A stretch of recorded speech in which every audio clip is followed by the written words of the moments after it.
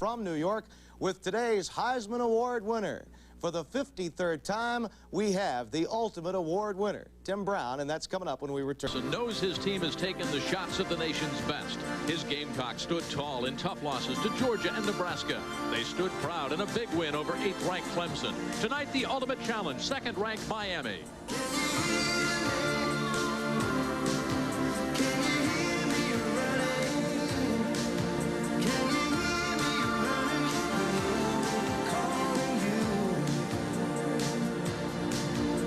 It's been 3 years and 31 games since Jimmy Johnson and his Miami Hurricanes have lost a regular season battle. But New Year's Day blahs have kept them from reaching their ultimate goal. In '87, the Canes are 10-0 and are again stalking the national championship.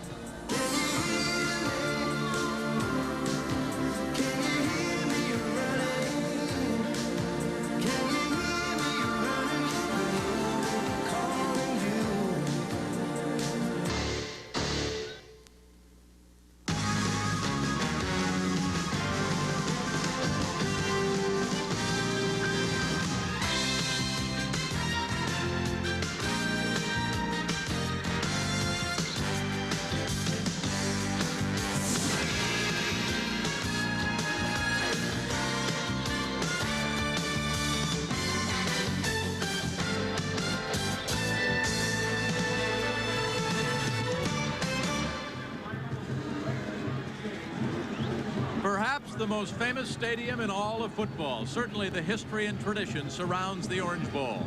And down on its floor, Jimmy Johnson, the head coach of the Hurricanes in his 4th year, looking for his 2nd straight unbeaten season and yet another shot at a national championship. Across the way, Joe Morrison has his Gamecocks of South Carolina with 9 wins and 2 losses. This might be the best South Carolina team ever. And the shootout here in the Orange Bowl, 59 degrees, a brief breeze, about 10 to 15 miles an hour, and when you come to Florida, literally no chance of rain. Hi again, everybody. I'm Jim Kelly, and welcome. The Hurricanes of Miami coming off that 24-0 pasting over Notre Dame last weekend. The Hurricanes are ranked 3rd in the nation in scoring defense, number 4 in scoring offense. Meanwhile, South Carolina, after early season back-to-back losses to Georgia and Nebraska by just 16 points, they've reeled off a 6-game winning streak. They've outscored their opponents 230 to just 39. And the Gamecocks defensively are ranked number 2 in scoring defense. So as we bring in our expert analyst, Kevin Kiley, you've got a great scoring defense for the South Carolina, and Miami ranked number 4 in offense. So something's got to give, and this might be South Carolina's biggest test. Yeah, I think it is, Jimmy. It's that great Miami balance on offense against the wild and crazy South Carolina defense. They like to come with 8 or 9 guys, and I think the key to the defense for South Carolina is the 2 cornerbacks, Norman Floyd and Robert Robinson.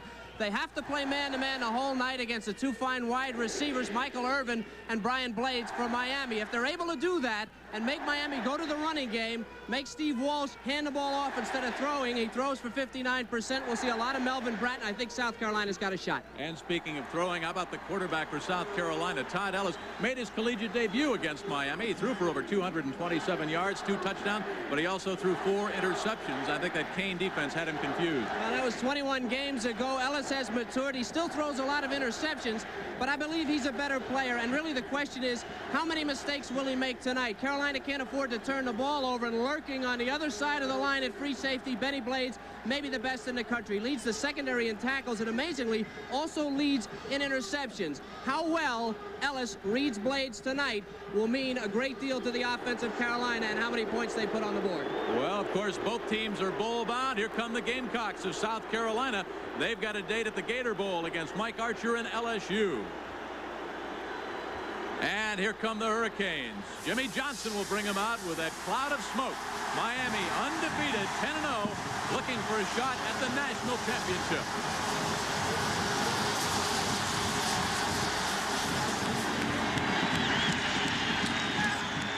ESPN's exclusive presentation of CFA football is being brought to you by the U.S. Armed Forces. It's a great place to start. And by Napa Auto Parts stores. Call 1-800-LET-NAPA for the nearest location. And by Michelob. So exceptionally smooth, the night belongs to Michelob. And by the financial services at Payne Weber.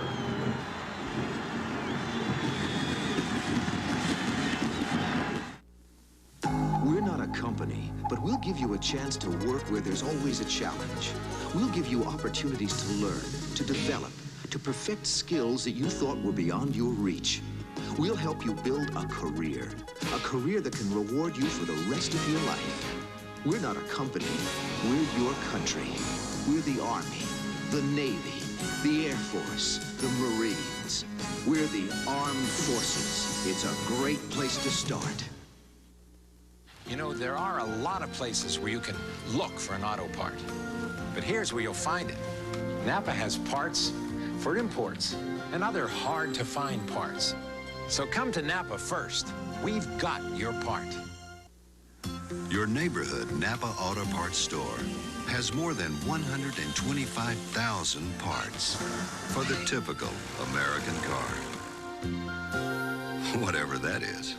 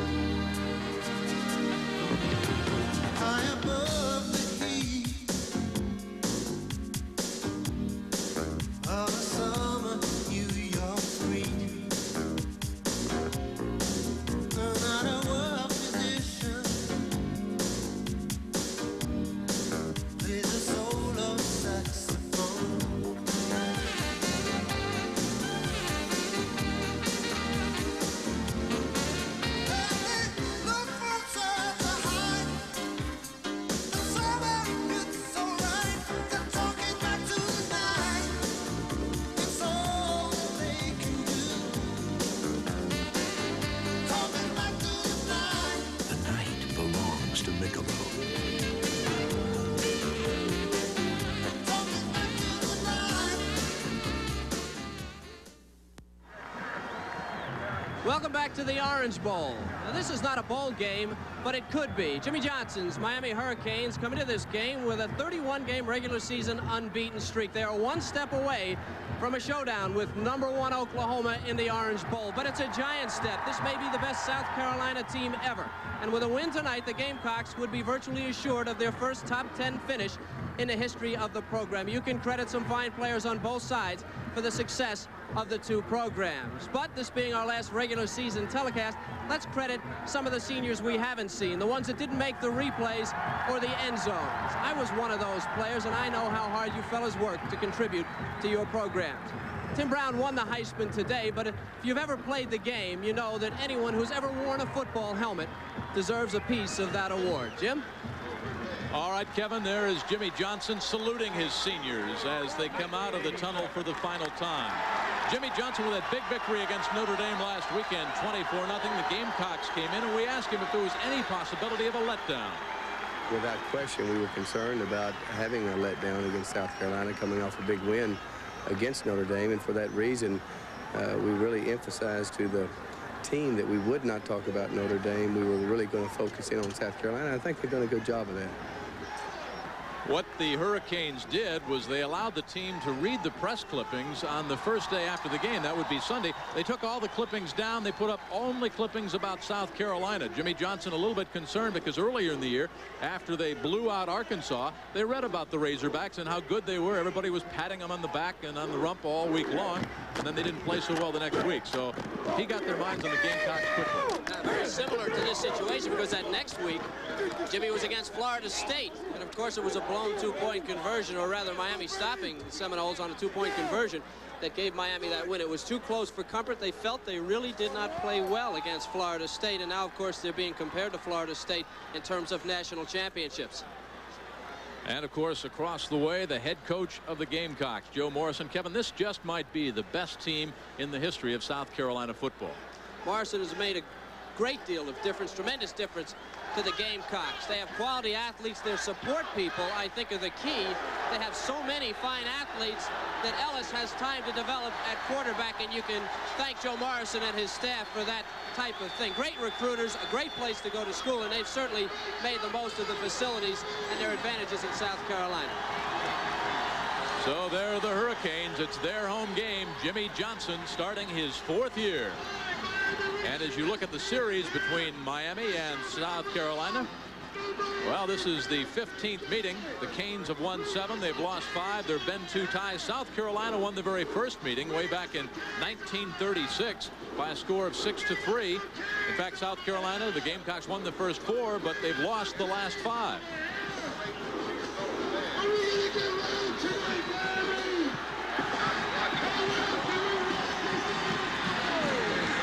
South Carolina has won the toss. They've elected to receive. Breeze picking up. It's windy and a little chilly tonight here in Miami. You're looking at Edgar Bennis, 5'11", 180 pounds, out of Miami Beach, Florida. They didn't have to go far, Kevin, to recruit him. No, well, South Florida is a hotbed for great high school talent. Of course, an advantage for Miami, and most of those people like to stay in the state.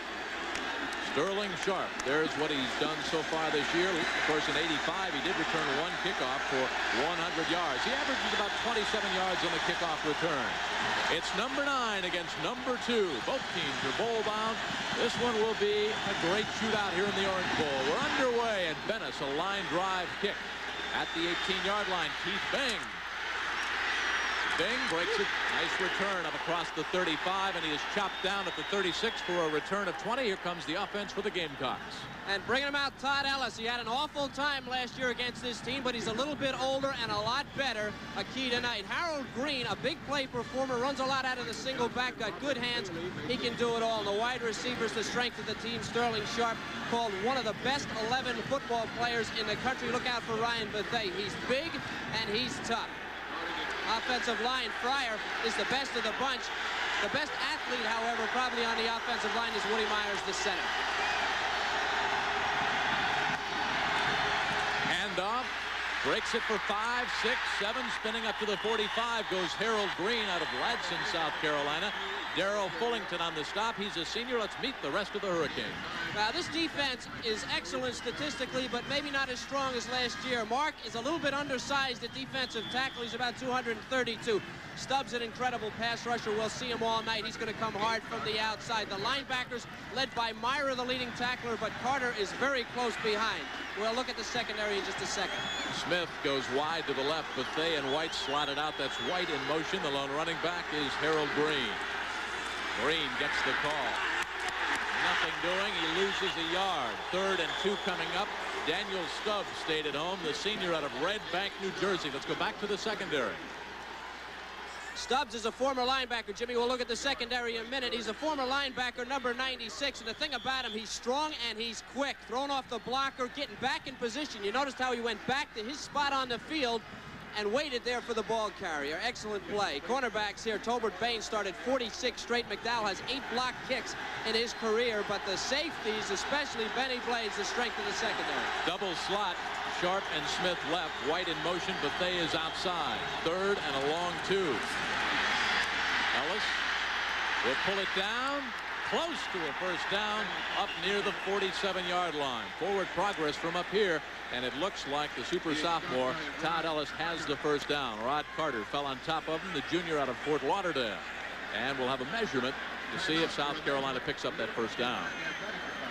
Boy, Jimmy, placement there will be so important. I don't think he made it, and I don't think he made it because he hit the ground too early. He went down with his knee first. He's a big kid, 6'3", 210 pounds. Maybe it was a time for him to put his shoulder into the defensive secondary and drive for a first down. I think he's going to be short.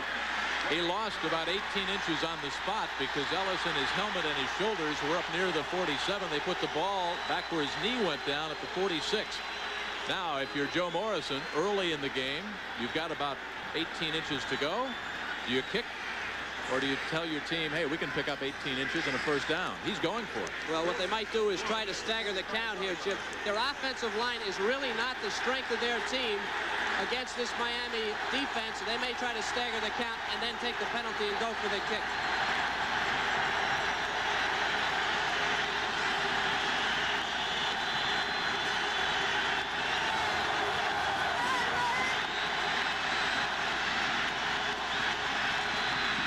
Be a first down over the right side, blocking by Myers and Calvin Stevens. Ellis picks up the first down, and Myra on the stop. He bench presses 450 pounds, the senior out of Miami. Well, I think it shows you the difference between these two teams. Carolina got a bowl bid assured, and they're not worried about being number one. They're worried about winning this game. It's important to them. Let's take a look at the line surge just to the right of the center. See if they get up under the defense and create a hole for Ellis. And they do. You can see it right there. An excellent shot. He had room. He's 6'3", made the first down. Gotta like the call if you're a Gamecock fan. Motion by Sharp. Ellis, first pass. Dumps it off. Big yardage down that left sideline. Up into territory of Miami goes Harold Green, a 13-yard pickup. Tolbert Bain on the stop. Green. And that's one of the things that the coaches of Miami noticed, that Ellis last year might have forced the ball. This year he's laying it off, dumping it off, safety valve. Well, watch the body control. And he never did turn his shoulders. He took a pump, Jimmy, and then he threw the thing right across his body. I haven't seen a guy do that since Joe Namath. He was looking one way and threw it the other way. And what that shows, he knew the receiver was out there, really didn't have his eyes on him, but he knew there was a safety valve, and he made the play. Maturity. Todd Ellis, still just a sophomore. And you saw Todd kind of stretching his shoulder. Frank Sadler told me before the game he's been bothered by a bad shoulder for about 3 weeks. Green, big hole right side again. Churning down to the 27-yard line, and Fullington on his second stop of the night. Close to first down yardage, should be a first down. The thing that they're concerned about, the Miami defensive people, is that the Miami defense likes to run out of there. They're pass rushers, and they're not real big on the inside. You see right there, number 94, Greg Mark getting too high and pushed out, and then a little delay and a quick handoff, and bang, they're up in the middle. Now these guys, Mark especially as a sophomore, he has a tendency to get high. That could be a problem. The fullback, Harold Green, 3 carries, 19 yards. 4 carries for about 22 yards. Hammered backwards by Stubbs. Stubbs, 6'4", 250, 63 tackles, 8.5 sacks coming in. Just stood Green up and drove him backwards.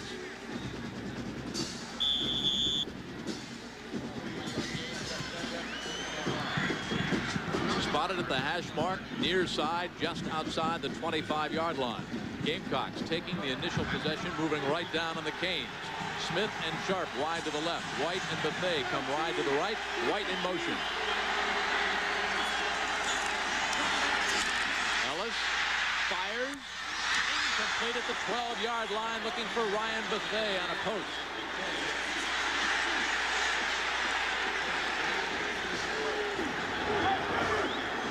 Blades was back on the coverage, the senior out of Fort Lauderdale. The ball a little bit high, but they couldn't hang on. Might have heard some footsteps. That ball was there, Jim. That ball was there, but they should have had it.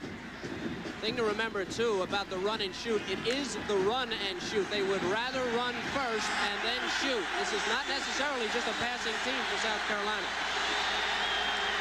3rd and 7. White goes in motion, top of the screen. Draw play. Down to the 23 goes Harold Green. Derwin Jones, the senior out of Miami, 6'4", 275 with 53 tackles and 4 sacks on the stop. 11 minutes left to go in the first quarter, so the Gamecocks have run off 4 minutes. Rodney Price will put it down near the hash mark near side. This will be a 40-yard try for the true freshman Colin Mackey. 20 of 27 on the field goal tries, and he is 4 of 7 between 40 and 49 yards. On its way, plenty of distance. It is good. A 40-yard field goal by Colin Mackey. 10:40 left to go in the first quarter, and South Carolina strikes first against second-ranked Miami.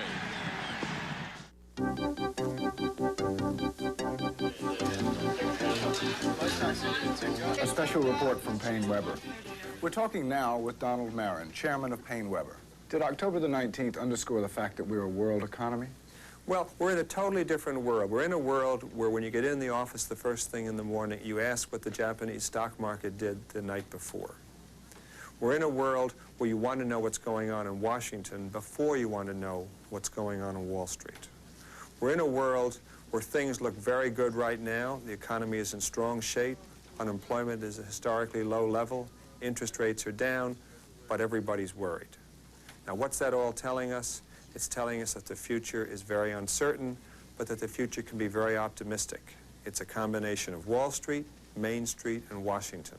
If they all work together, we are going to be looking very good in 1988 and 1989. Thank you, Mr. Marin. And goodbye for now from Paine-Webber.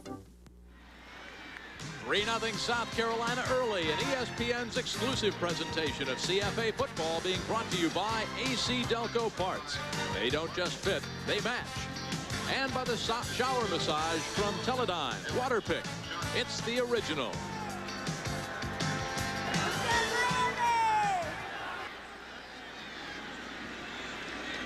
South Carolina taking the opening possession. They used up 4 minutes and 20 seconds, a 40-yard field goal. And Eric Markle will kick off, the freshman out of Russellville, Arkansas. Randall Hill, number 3, is back deep, along with Alex Johnson, number 21. Kick is high. It is end over end. It's deep, about 2 yards in the end zone. Randall Hill will run it out. Randall Hill. A 36-yard kickoff return gives Miami Hurricanes a good offensive start. Let's meet them. Steve Walsh completes 59% of his passes. He doesn't have the gun to test the vert he had, but he's very smart and makes few mistakes. Melvin Bratton, the #1 pick in the draft. Warren Williams, very underrated for the Hurricanes. The receivers are excellent. The 2 outside guys, Blades and Irvin, are speed burners, big play guys. Patchen, a run blocker. O'Neal, the best pass blocker. And then Big Daddy, Sugar Daddy, Rod Holder at center. Injured early, but playing very well now. Gamecocks show the blitz. They're coming, and down goes Walsh. The strong safety, Greg Philpott, number 25. Second sack on the year, loose football, and did South Carolina get it?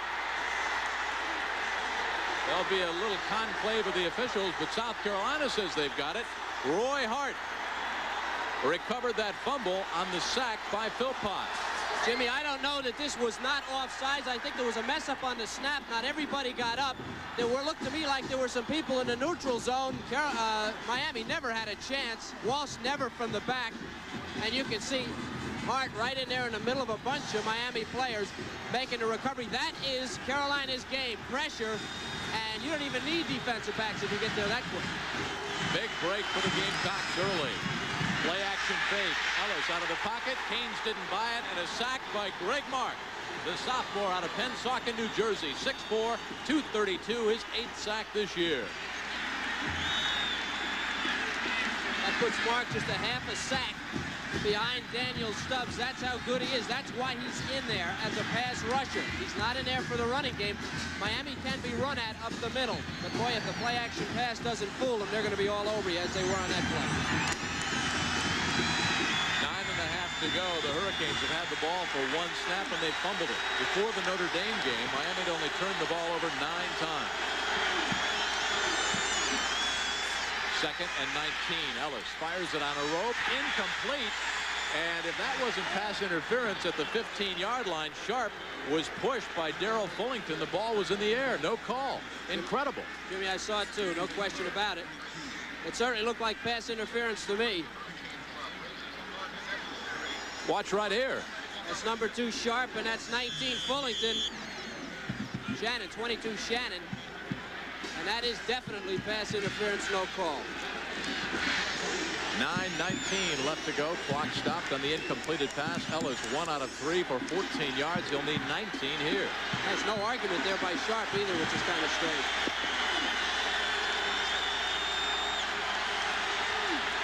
Sharp goes in motion. Ellis dumps it off to Green. Nice move. Down close to the 32-yard line, where Randy Shannon, the junior out of Miami, makes the stop.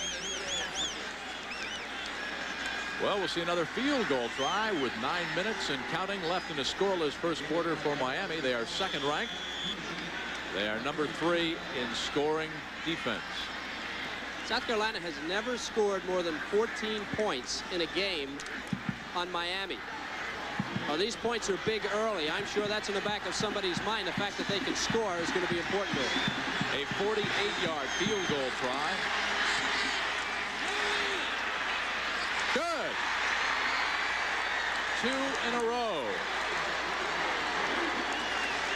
One from 40, the other from 48.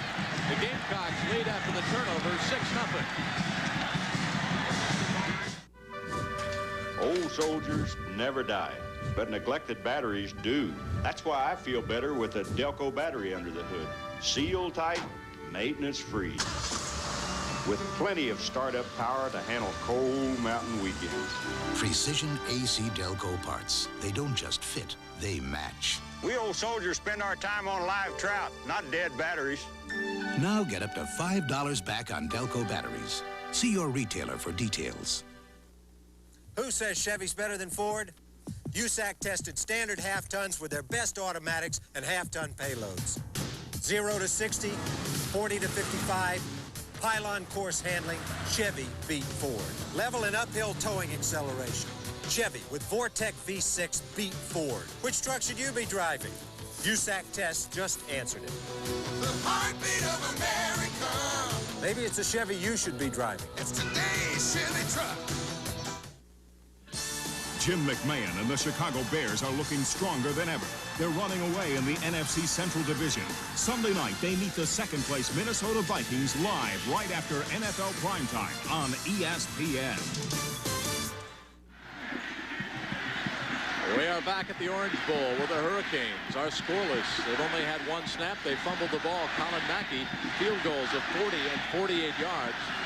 And it's a 6-0 South Carolina lead. Eric Markle out of Russellville, Arkansas. 5'9", 170, sends it high, end over end. This one is short, and at the 8, it's Randall Hill. Good move. If he gets outside, he's got the wall.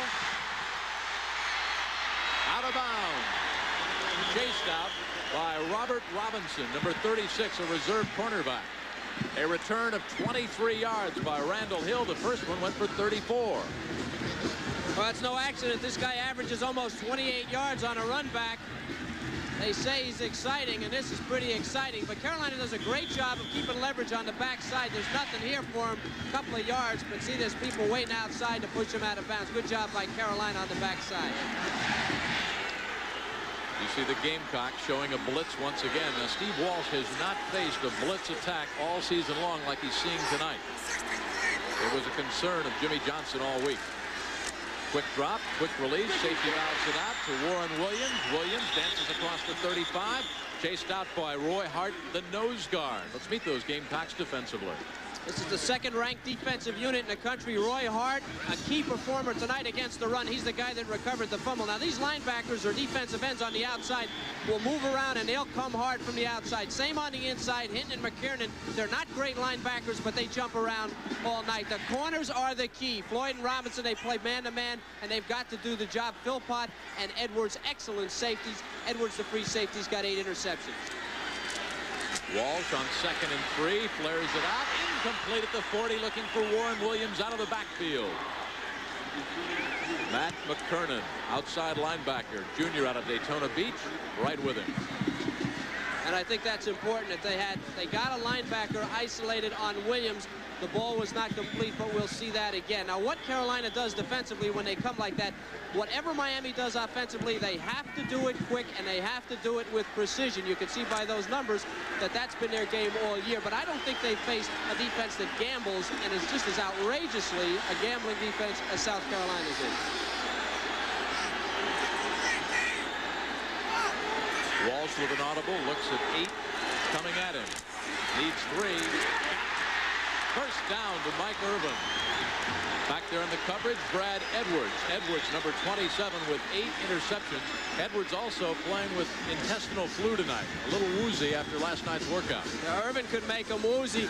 Boy, what nerve they have to put a free safety man-to-man on the slot. They did it right here with just 3 yards to go. If he misses that tackle, Irvin is gone. Now, they're going to run little pick plays all night, and if they have the time to complete those things, you could see a pass and a long run off a pass. That was Miami's first down. It comes with 7:50 left in the first quarter. Out of the grass with one of the South Carolina Gamecocks. Up near the 47 goes Melvin Bratton out of Miami. And Roy Hart, number 54, out of Tifton, Georgia, on the stop. 6 foot, 272 pounds. He slips the first block, gets a shot in the throat, but he does what a defensive player has to do. He keeps his feet, works down the line, and he's able to get into position. Another thing about Carolina's defense, the way they stunt jump around, big plays, alleys will open up, and you can pull a big one off on them. 2nd and 8. Walsh has a flood to the right. And in this check with me offense, Jimmy Johnson gives his quarterback flexibility. Blitz is on. Penalty flag down. Walsh to midfield inside South Carolina territory. Wrestled out of bounds at the 45 of the Gamecocks. Brad Edwards on the stop, but there's a flag to be checked out.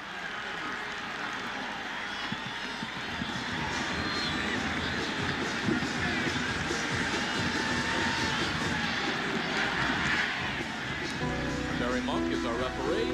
Offsides, South Carolina.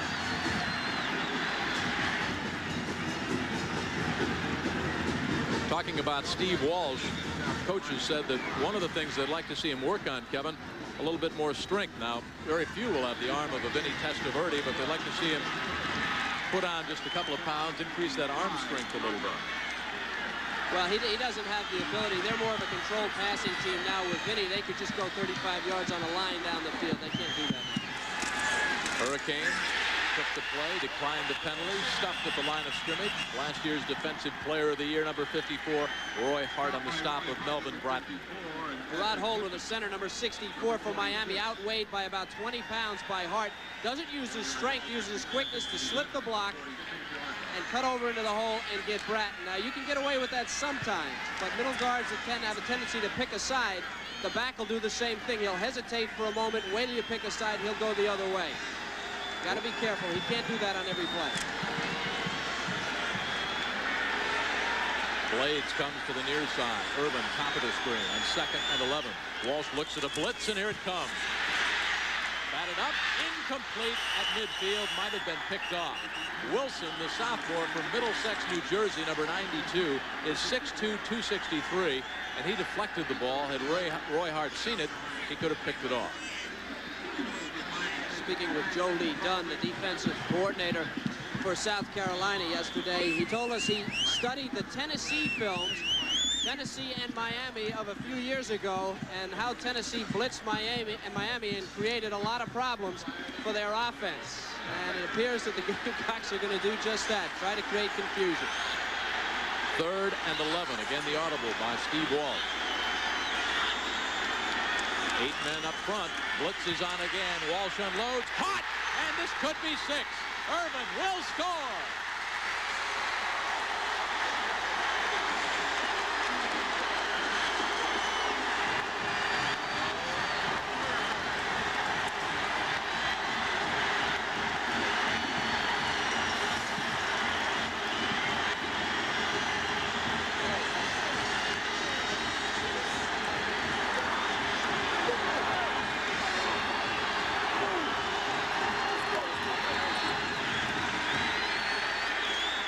Okay, the trips formation is what did it. Michael Irvin, his 26th career touchdown, and that's his 33rd straight catch in a game, of a pass, at least one pass. Great performance.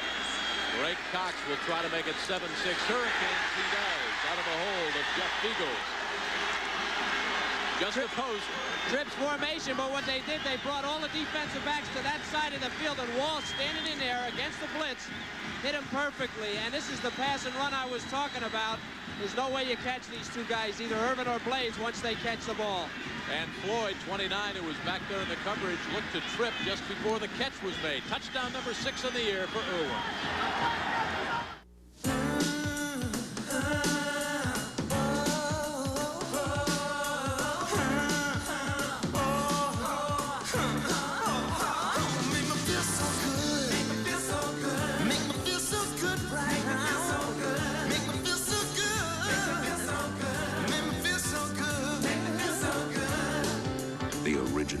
The shower massage by Teledyne Waterpick.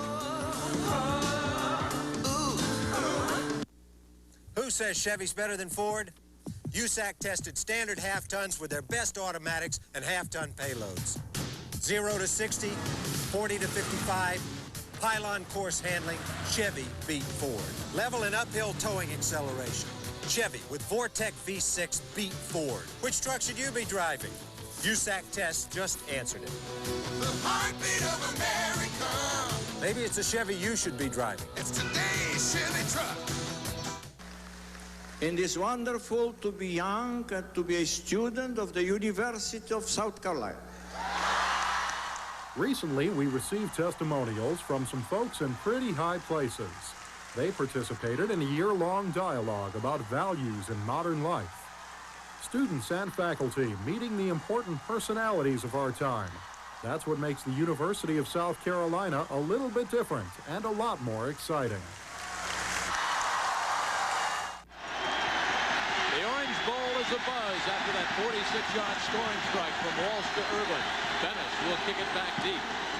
High, end-over-end kick. And at the 8, Sterling Sharp. Across the 25, near the 28. Now let's watch Mike Irvin, one of 16 children, Kevin. The key to this play is that Floyd, number 1, doesn't cover him, and because of the trips, there's nobody there to the left of Irvin as you see him come down the field. It's a matter of speed. You can see the difference in speed right there. Irvin was gliding, Floyd was trying to catch him. It was no contest. Dedicated his career to his father, who passed away in 1983. 5:51 left to go in the first quarter. It's been a good one. Gamecocks got a couple of three-pointers on 2 field goals, and then Miami comes right back with a touchdown. Ellis batted away at the 20-yard line by Daniel Stubbs.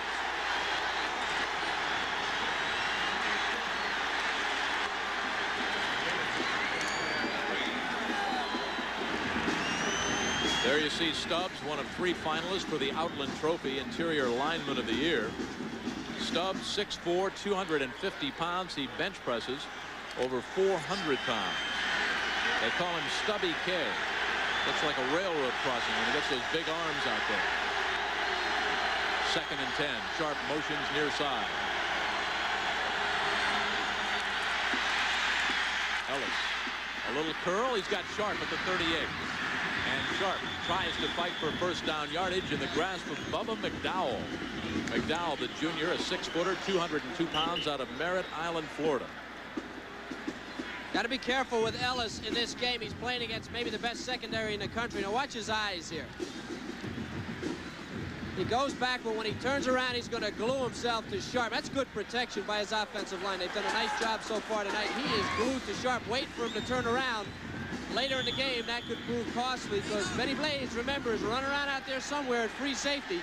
And if he reads that type of thing and is loose, he's liable to come in and pick it off. Ellis in the huddle, 3 of 6, 28 yards, looking at third and the long yard. 5 minutes left in the first quarter. Sharp and Smith wide left. White and Bethea near side. Green.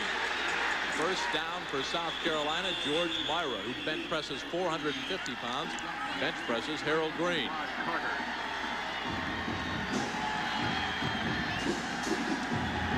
Didn't take long once they got on track. 46 yards from Walsh to Irvin.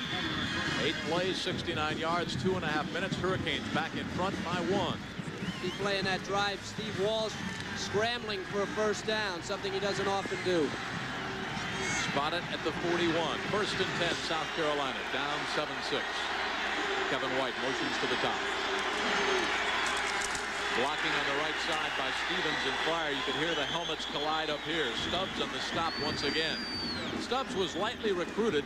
They call him a prankster at practice, a wisecracker in the huddle.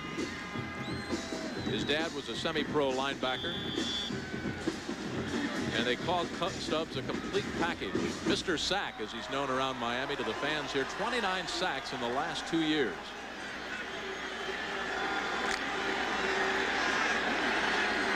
Second and 8. White, Sharp, and Smith to the left. Now Sharp comes to the near side. Drop at the 48 by Sterling Sharp. You don't see that very often. Carter was back there on the coverage, but Sharp, who came in with 52 catches, averaging 15.5 yards, Kevin, that was a catchable ball. It certainly was, and this is what they wanted. They roll the other way, looking for the weak side coverage. They get it, but Sharp doesn't. 3rd and 8 coming up for the Gamecocks. And there's what they've done on 3rd down over the season. Bad situation to be in against Miami to just turn it loose. Smith and White wide to the left.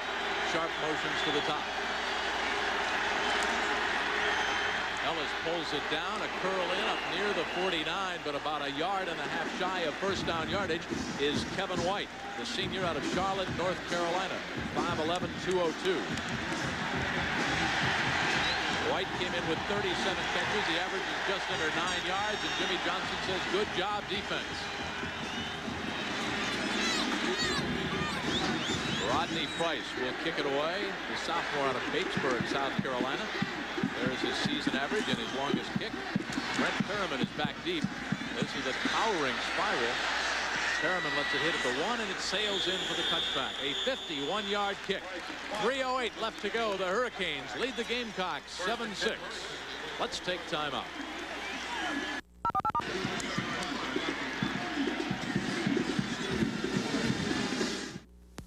Hi.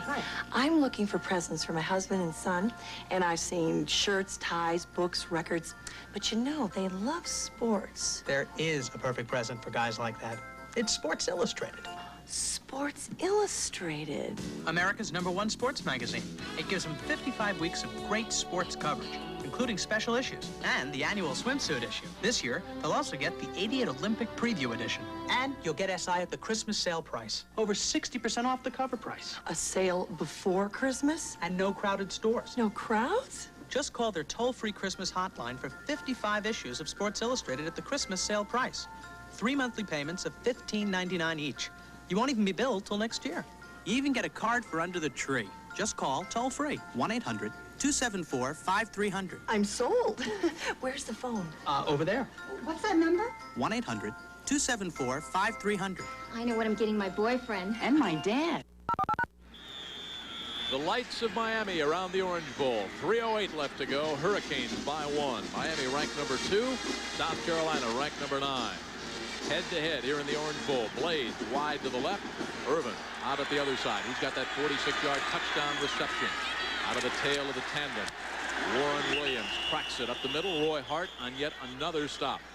Don't forget, join us tomorrow on ESPN, 12:30 Eastern Time. Semifinals of the Nabisco Masters. Semifinal number 1, Stefan Edberg against Mats Wilander, and then Ivan Lendl, ranked number 1 in the world again against Brad Gilbert. Great tennis here on ESPN. The championship match will be seen live on Monday night at 8 o'clock Eastern Time. Semifinals tomorrow at 12:30.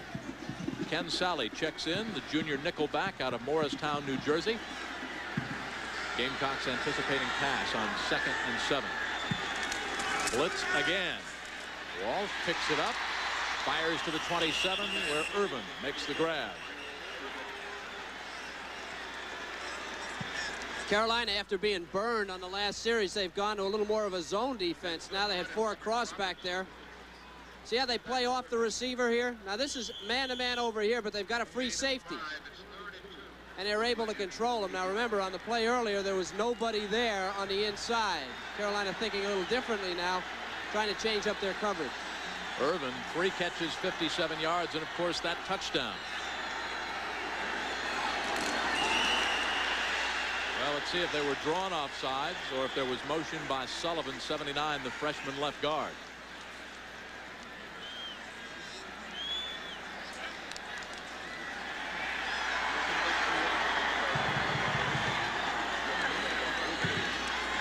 That'll cost the Miami Hurricanes 5. Kevin, while you're talking about Joe Lee Dunn and the defense of South Carolina, he loves the man-to-man, but his big worry was that slant-in pass and the speed burners. He said ordinarily when you prepare for any team, they've usually got 1 wide receiver that can beat you, but the Hurricanes, they've got 4 or 5. They're well balanced. They have 3 people that have over 25 catches on their offense. To look at Joe Lee, and he's given a lot of credit for the success of the South Carolina team.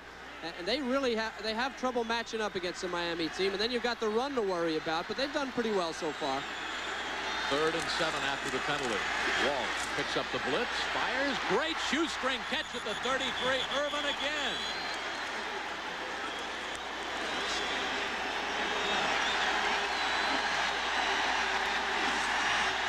I think Mike's excited.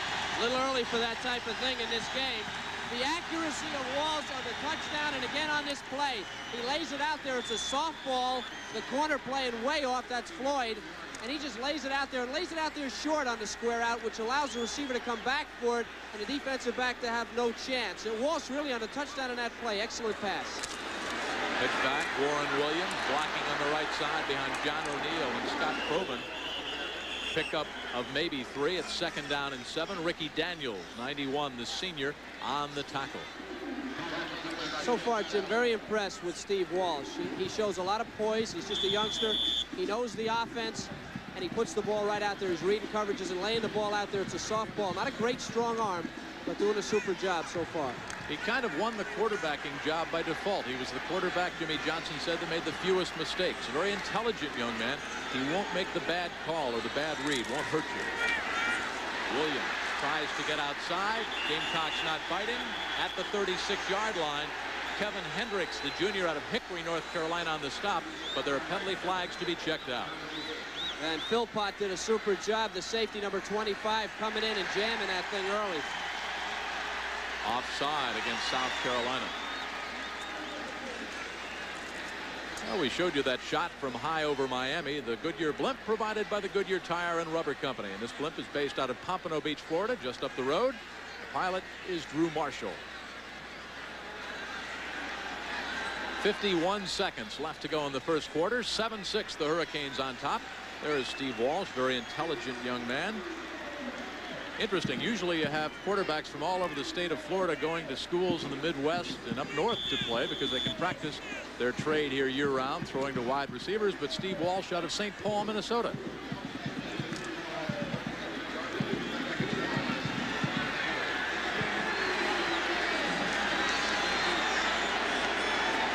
Second and 1 after the penalty. Williams hammered backwards. It'll bring up 3rd and 2. He lost a yard. Patrick Hinton on the stop. The freshman out of Atlanta, number 46. Carolina's so tough to block. They move around so much and they create so much confusion on the offensive line. They're very, very quick. Probably the one asset that their defense has is great team speed. They're all on their feet. They don't lose their feet. They run and run, and they'll chase you down. Hurricanes break out, Kevin, on 3rd and a long 2 with Roberts and Pigza as double tights, 87 and 81. And that's the end of the first quarter. 2 quick field goals by the Gamecocks and then a touchdown of 46 yards by the Hurricanes. That's where we are after 1. You don't need magic to conjure up the best buy on a new garage door. Just don't get fooled by illusions. Picking the cheapest price usually turns into less than a bargain. Or demand quality, but don't expect to get it for nothing. The trick is to put affordability and quality together. The solution is at your overhead door distributor. A great door at a great price, installed just right, guaranteed. Look in the yellow pages. Overhead door, we're all the magic you need. Every day, Jack Taylor and Joe Donovan take the same road home. But today, they went a little out of their way. Give you a hand.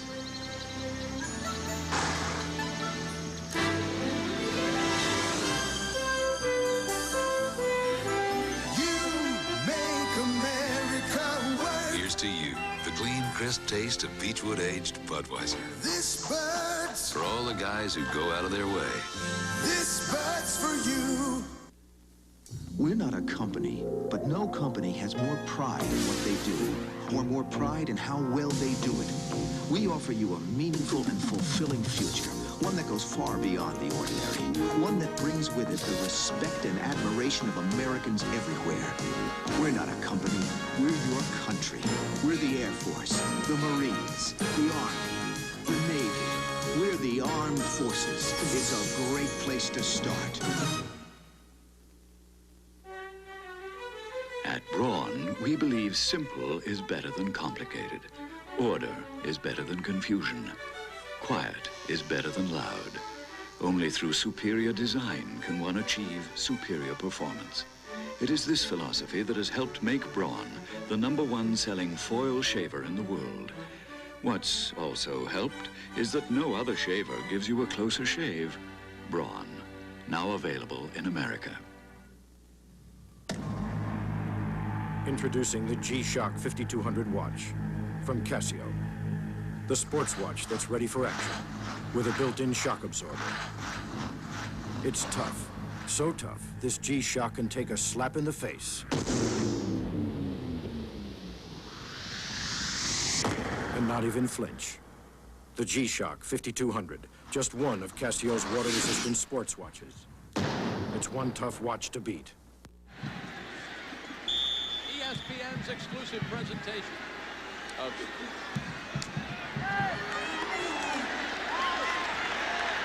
first snap of the second quarter. Line of scrimmage, the 42-yard line. 3rd and 1 for Miami. They lead by 1, 7-6.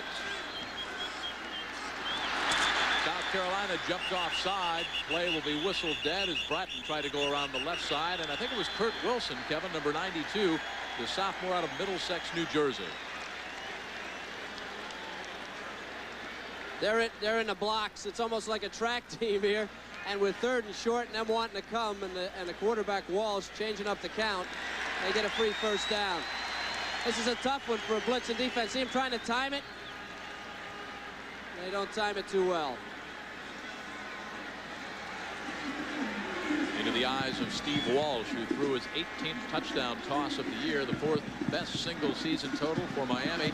Vinny Testaverde leads the way with 26. Bernie Kosar had 25. 1st and 10 Miami. There is an impressive stat. Blitz. Walsh almost intercepted at the 43-yard line. Steve never saw it. Edwards coming through on the safety blitz, but the hit was made by Patrick Hinton, number 46, the freshman, redshirted back in '86.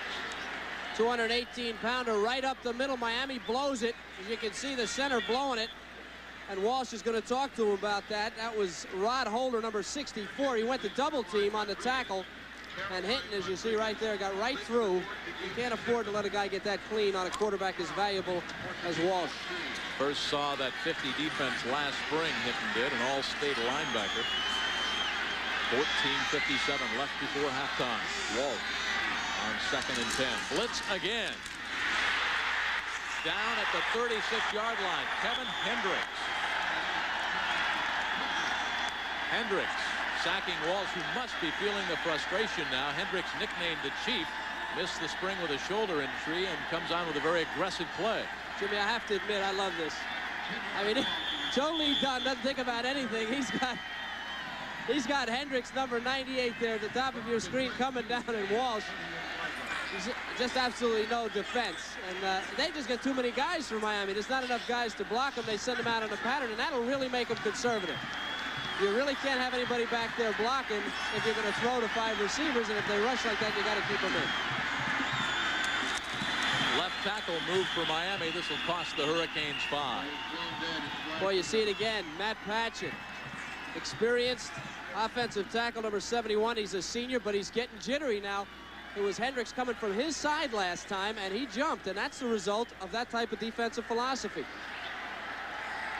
Patchen got beat last time by Hendricks. Look at him. He's jumping. He's thinking about it, and that'll cost him 5, and that's philosophy. You can give that to Joe Lee Dunn. You can give that penalty to him.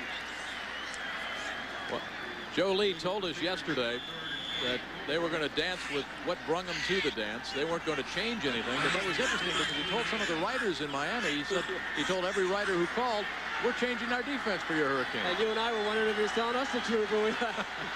3rd and 24.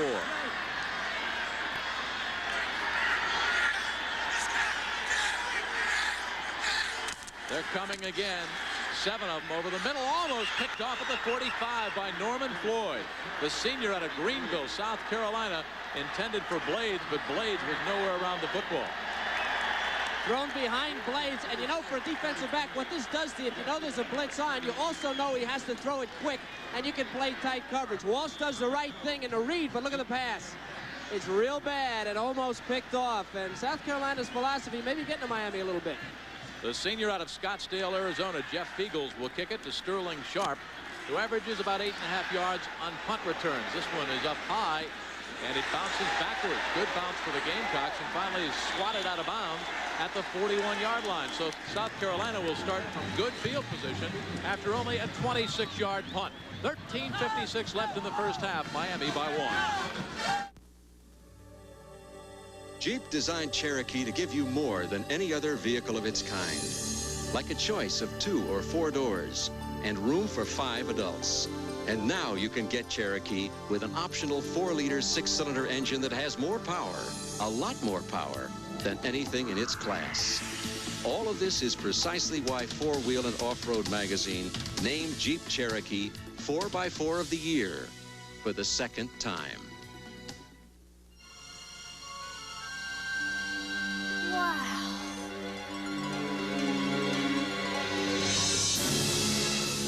Come on, boys. It was reliability brought down to earth. A new high-efficiency gas furnace that is so advanced it seems almost simple. The 9580GF from Tempstar. Call toll-free for your nearest Tempstar dealer. ESPN's exclusive presentation of CFA football is being brought to you by Jeep. There's a feeling you can get only in a Jeep.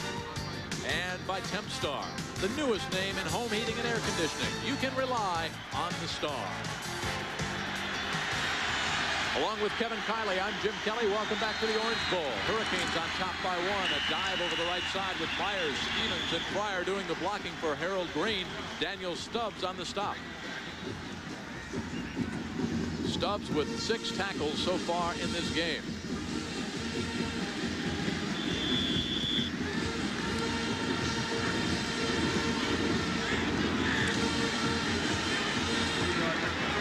Second and 8. Sharp wide to the left. Danny Smith is outside. He has yet to have the ball thrown to him. Quick out. Sharp's got it. Looks for a block. Dives up to the 49. 3rd and 2 coming up. Randy Shannon, the junior out of Miami, the strong side linebacker on the stop. Todd Ellis starting to heat up. There's Sterling Sharp and what he has done so far. South Carolina's all-time leader. As far as receiving is concerned, I think he's a #1 pick. Absolutely. Gil Brandt says he's one of the top 11 players in the country. College football players, not just receivers.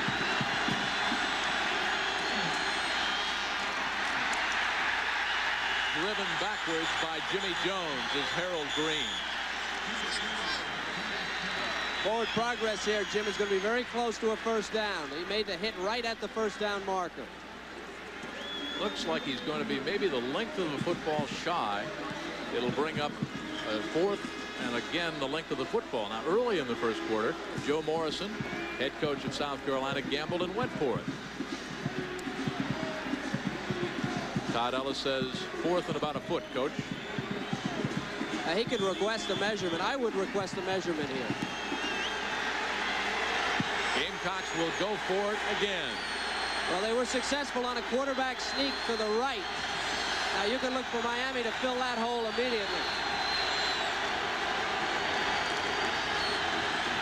Woody Myers, the senior center out of Kingstree, South Carolina, sets them down. They only need a foot. Pitch back, Green, first down, and more at the 45 of Miami. Myra, the middle linebacker, the senior, number 45 on the stop. They looked a little out of sync just before the snap, didn't they? It was a quick snap on first sound. You're right, and they did catch Miami just a little bit late. In fact, looked like they caught themselves late, but Green doing a nice job jumping over the pile and making the first down. Does things instinctively that you don't teach. That's what the coaching people say about him, his own coaches. He just has those moves that you can't tell a guy, do this, do that. He does them on his own. Big play style, slashing runner. Coaches call him a thoroughbred. Big first down. Sharp motions top of the screen. Ellis gives it to Green, slashes. Picks up 8, 2nd down and 2. Fullington, the strong safety, made the stop on Harold Green out of Stratford High School in Ladson, South Carolina, where he gained over 4,411 yards in high school. There's what he's done with his Gamecock career. Green, 11 rushes, 47 yards. How about the offensive line of South Carolina? They've been doing a pretty good job on the defensive front. We'll talk about them in a minute. Their philosophy offensively the same as defense. Sharp didn't know where to line up. Green dives close to first down yardage. Another penalty flag goes down. Daniel Stubbs on his 7th solo tackle.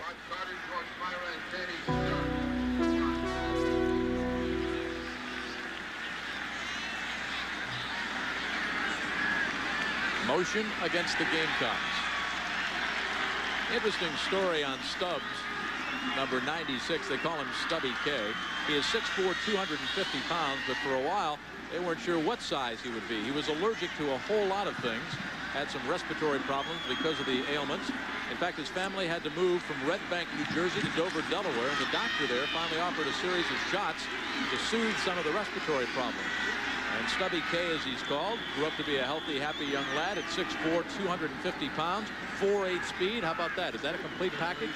Fred and his dad, too. His dad moved the family to Dover for his health, but stayed in Red Bank because that's where his job was and made the commute on weekends, and that's some dedication to your family. 2nd and 7 after the penalty. Kevin White motions near side. Now says, what's the play to Sterling Sharp? Sharp calls the play out to Danny Smith, like a bucket brigade. Over the middle, a diving sliding catch. Was it caught? Ryan Buffet. Hurricanes are saying incomplete. What do the officials say? Incomplete. A little taunting going down on the field. That was Darrell Fullington. Now this thing's a short hop. Buffet took a shot early in the game, and I think you'll see it again. It's Fullington trying to get in there. Now Miami does have a little bit of a reputation, talks a lot on the field. They make a lot of movements, a lot of gestures. Irvin was doing it earlier. This is a 7-6 game, and I don't know if I'd want to aggravate South Carolina in a close game and get them up and make them play harder. Gamecocks are 1 for 5 on 3rd down conversions, 2 for 2 on 4th down. Loose football, and they're saying no. Incomplete. And there's another penalty flag at the 35-yard line. Stubbs made the hit.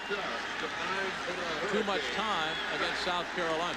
That's why that was a fumble, Jim. I think what they're saying was that the play was dead before the ball was snapped, because that really looked like a fumble to me.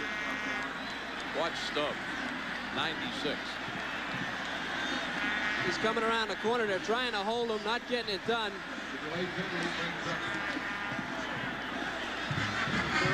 That actually was a good penalty for South Carolina. If it wasn't delay of the game, it would have been a turnover.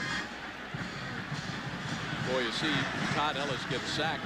Kind of reminds you of last year against the Hurricanes. First time he saw a couple of those canes, Jerome Brown said, "Watch out, Todd, we're coming at you." Todd looked into their eyes and said, "What am I doing out in the field with these guys?" Needs 12. Post is open. Sterling Sharp breaks it outside. First down, headed to the end zone. Sterling Sharp will score.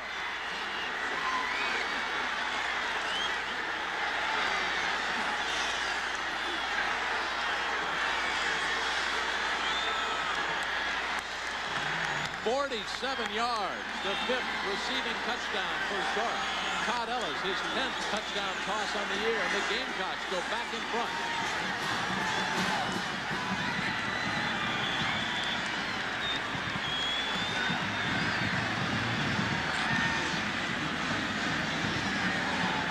That run-and-shoot offense of Frank Sadler. Colin Mackey will try to increase the Gamecock lead out of the hold of Rodney Price. Perfect. And South Carolina, they led 6-0. They go back in front, 13-7, 9:55 to go. Sharp number 2, Bailey number 23, not even close. Some great blocks downfield and crossing patterns to great receivers. This is what happens. He outruns Bailey. There's a block to the left, another block there on Fullington. And that's why Sharp is an All-American, and that's why South Carolina is so dangerous, and that's why you don't want to get these guys mad. Sterling Sharp, number 1 draft pick, and Todd Ellis, his 10th touchdown toss of the year. Gamecocks are back in front over 2nd-ranked Miami. Do you know why Spuds MacKenzie has so much fun at parties? Because he's always in control. Spuds knows it's cool to live by one simple rule. Know when to say when. A reminder from Anheuser-Busch. Wow.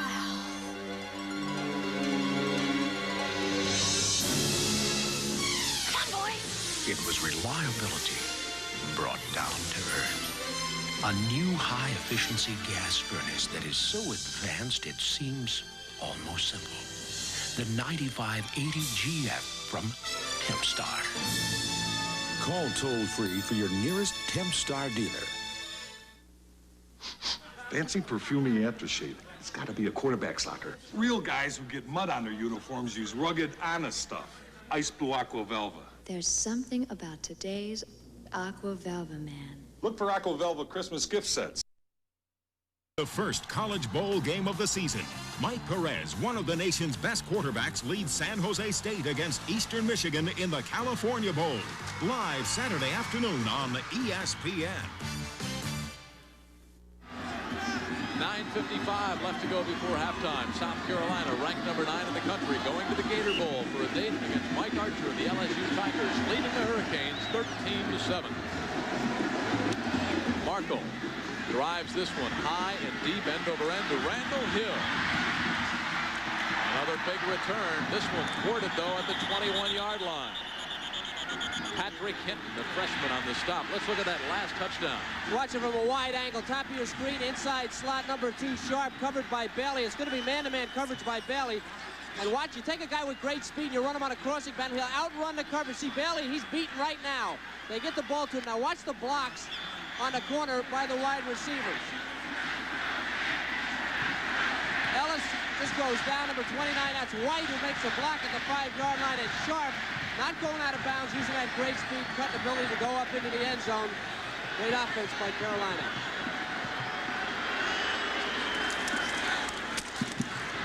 Just a simple dump off. It goes to Mike Irvin, and look out, it's a track meet now. Upended at the 37-yard line by the man they call Chief, Kevin Hendricks. He is part Indian, and he chased down the speedball, Mike Irvin. Here's what Joe Lee Dunn was afraid of. Again, we talked about it. A short pass and a run inside. Everybody outruns it. And the guy that runs him down, Hendricks, is 250 pounds. What an effort by Kevin Hendricks, or else Irvin's gone once again. Irvin now 5 catches, 109 yards, and we've still got 9.5 left in the first half. He's conducting a clinic. Walsh. Irvin again. He's so poised and so relaxed after he catches the ball. Floyd back there on the coverage, a junior college transfer last year out of Greenville, South Carolina. Well, Jimmy ought to be poised. There's nobody within 10 yards of him, and that's another thing about Joe Lee Dunn's philosophy. He wants his corners about 8 yards off the wide receivers, even though they're playing man-to-man. This is the result. Michael Irvin, 6 receptions, 115 yards and a touchdown, and another close one. The reason he does that, Joe Lee, because he wants the corners to be able to look into the backfield and see if it's a running play and be able to react. He's giving these guys too much room.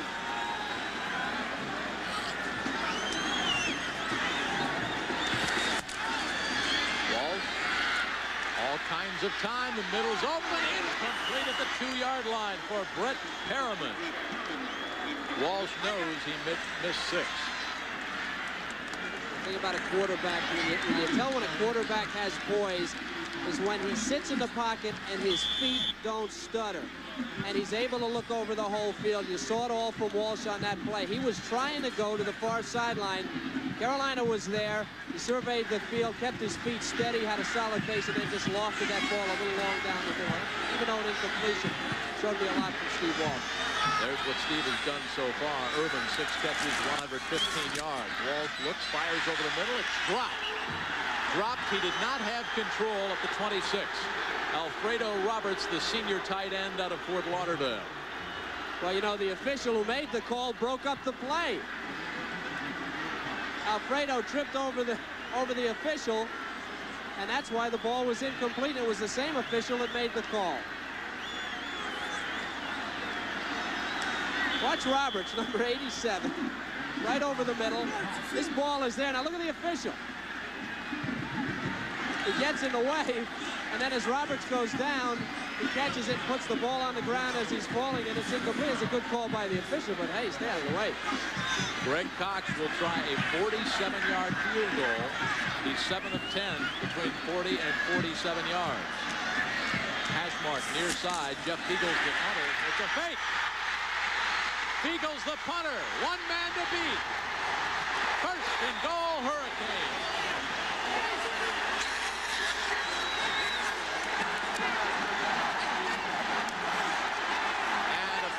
flag is down. Edwards might be guilty of the face mask. 2 games in a row, Jimmy Johnson has gone to a fake punt. They did it last week, or fake play. Last week against Notre Dame, it was a fake punt. Now they go with a fake field goal, and Fiegels picks up 23 yards, and it'll be half the distance inside the 5 after the face mask.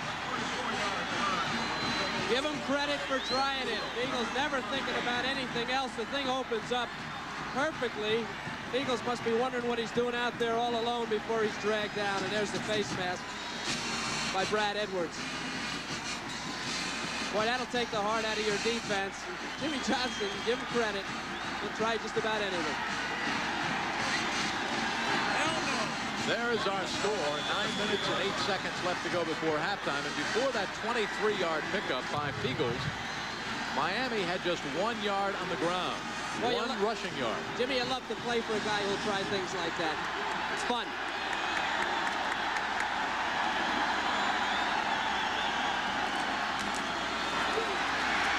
Williams dances, could not get outside because Scott Windsor, number 80, the sophomore out of Snellville, Georgia, stayed right there, number 20. 9 South Carolina defensive players within 5 yards of the ball when he went down.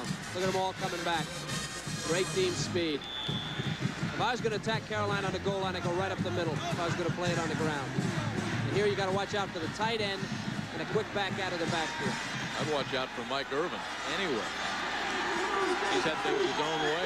115 yards, still 8.5 to go. There goes Melvin Bratton.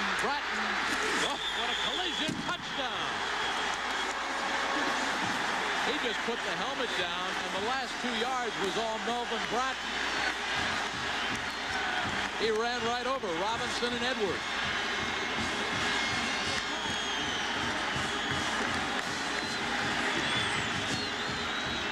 32 touchdowns for Melvin Bratton, the most ever by a Miami Hurricane.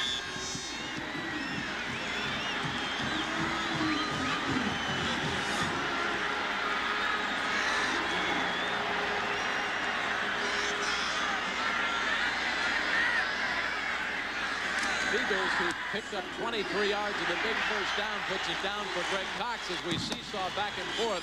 And watch Bratton, who had 2 last week against Notre Dame. Coming at you, 6'1", 223 pounds, a big train, and he can score. He spells the goal line. Once he gets him square right there, look at the power. And just inside. Official right there to make it call. Jimmy Johnson watching Bratton run over Brad Edwards and Robert Robinson. He gets the touchdown.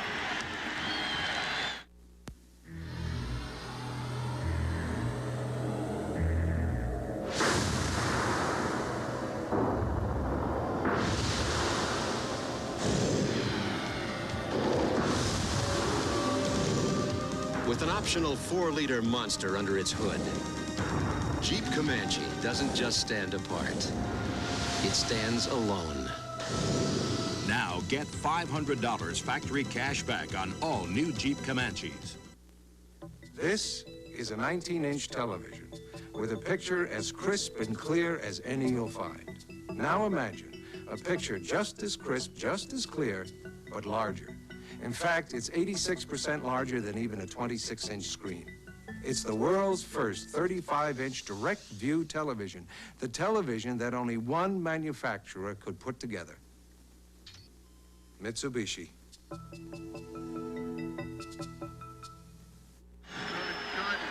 Along with Kevin Kiley, I'm Jim Kelly. Welcome back to the Orange Bowl. 8:06 to go. We get a dandy as we seesaw back and forth.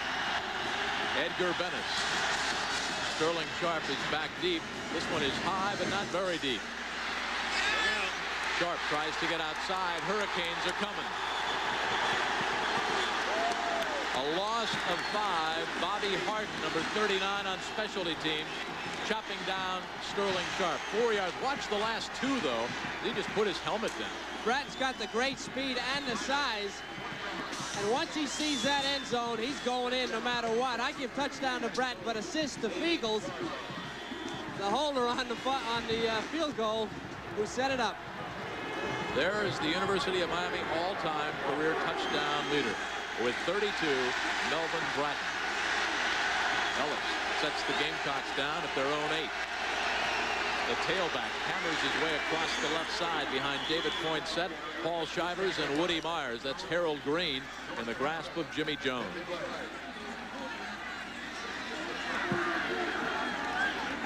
There's that last scoring drive, the big play, 23 yards on the fake field goal, picked up by the punter Fiegels.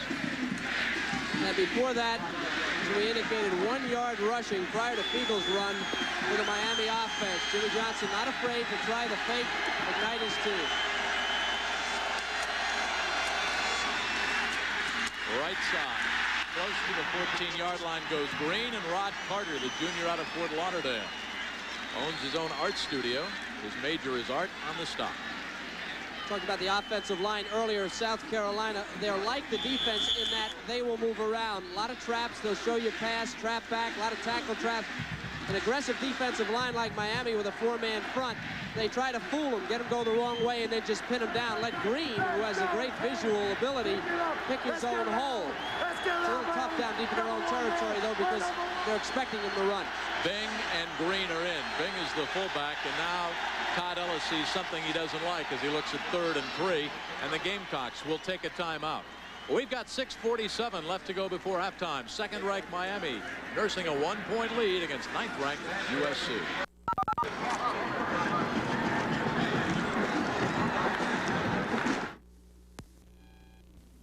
Come to City Federal Savings Bank and earn today's high interest with a 6-month certificate of deposit. Your annual rate is guaranteed and your account is insured up to $100,000 by the FSLIC. City Federal Savings Bank, more than a century of financial services, 300 offices nationwide, and more than $10 billion in assets. The 6-month certificate of deposit at City Federal Savings Bank, your strong family bank, where your financial success is our business.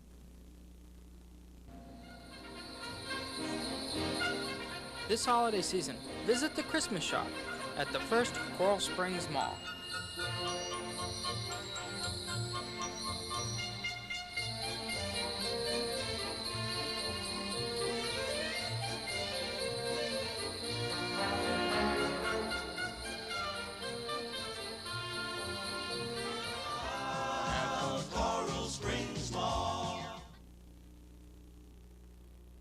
From the Orange Bowl, there's our time left. 6:47 in the first half. 3rd and 3 for the Gamecocks.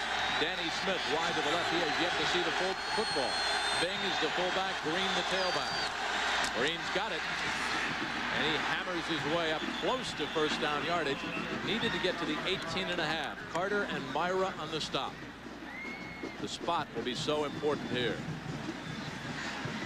Carolina showing some confidence in their offensive line. They only use the eye about 25% of the time, and they run the ball primarily when they're in that formation. So that was nothing tricky.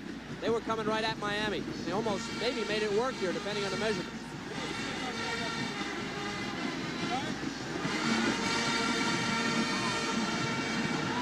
First down, South Carolina. 6:35 left to go before halftime. Storyline, Miami, Florida from the Orange Bowl. Irvin, 6 receptions, 115 yards. One of those, 46 yards for a touchdown. Sterling Sharp, 3 catches, 61 yards, 1 for a 47-yard touchdown. Colin Mackey with those 2 field goals from 40 and 48 gave the Gamecocks a 6-0 lead, but Miami has come roaring back to take a 1-point lead, 14-13. Ellis sets the Gamecocks down. Green goes outside, gets 3 on his own, no blockers out in front, and Carter upends Harold Green. Well, how are our 2 great quarterbacks doing? Todd Ellis and Steve Walsh.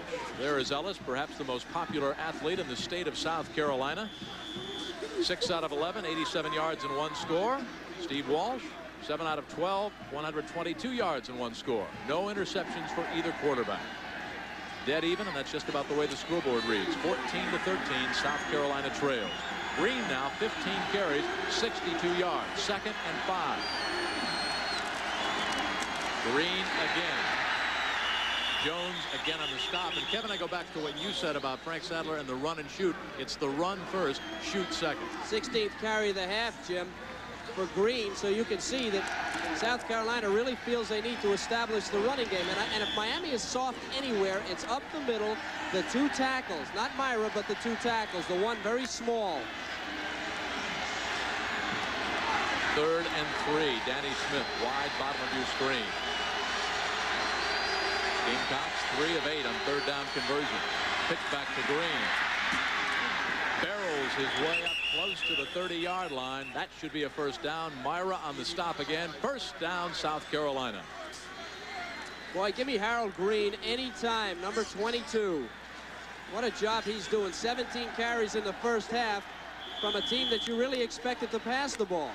And one of the reasons that South Carolina keeping the ball on the ground, this is what they hope to do, give the defense a little bit of a rest. Work on the clock a little bit, a little time-consuming drive, because you've already seen the speed burners of Miami, and Joe Lee Dunn's defense cannot stay with them man for man, certainly not over the course of 60 minutes. Time left before halftime. A little draw. Not much. Up across the 30-yard line. They did put in some new wrinkles on the trap this week. The quarterback would show pass, and they put in some new trap blocking as well. Well, they're going to tackle trap, trying to get Myra come down with a tackle, which is something that I first saw in professional football. It was a rude awakening. Usually you're used to seeing that guard come across and getting up there in the hole and meeting him, and you're standing there for about a split second, nobody shows, and all of a sudden there's a tackle in the side of your ear hole, and he's blasting you out of bounds. It's worked pretty well. I mean, Carolina does a lot of different things offensively, and they have confused the Miami defensive line somewhat, but they have not established a long drive as yet. Quick hitter to Bing. Equally quick hitting, Bill Hawkins, the junior out of Hollywood, Florida, number 54, 6'6", 255. His best game last year against South Carolina, he had 10 tackles. Just a junior. They've been waiting for him to turn it loose all year. They felt he had a good game last week, and he certainly turned it loose, number 54, on this play. Maybe a face mask there. Nobody saw it. Miami using their great quickness to close the hole immediately. 3rd and 11. And Todd Ellis wants yet another timeout, so the Gamecocks are down to just one. 3:16 left to go before halftime. Miami, ranked number 2, 10-0, looking for another shot at the national championship, leads by 1. Your face takes enough abuse, so you need the Gillette Good News Plus disposable. Its Lubra-Smooth strip is designed to reduce irritation, so shaving feels so good. Good News Plus. Go over Jeep Cherokee's advantages, and certain things stand out. Cherokee gives you a choice of 2 or 4 doors, 2 shift-on-the-fly 4-wheel drive systems, and an optional 4-liter 6-cylinder engine that's more powerful, far more powerful than anything in its class. All of this is precisely why 4-Wheel and Off-Road magazine named Jeep Cherokee 4x4 of the year for the 2nd time. How's this for an idea? A copier that copies on one side of the paper and then copies on the other side of the paper automatically. Good idea? Pitney Bowes, a climate that grows ideas.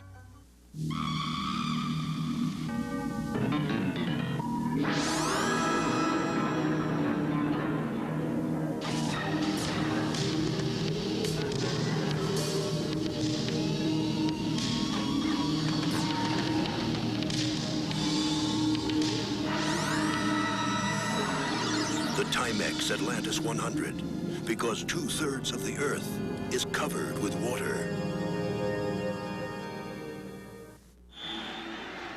A good graphic, Kevin, to illustrate what we're talking about. You run first and then you shoot.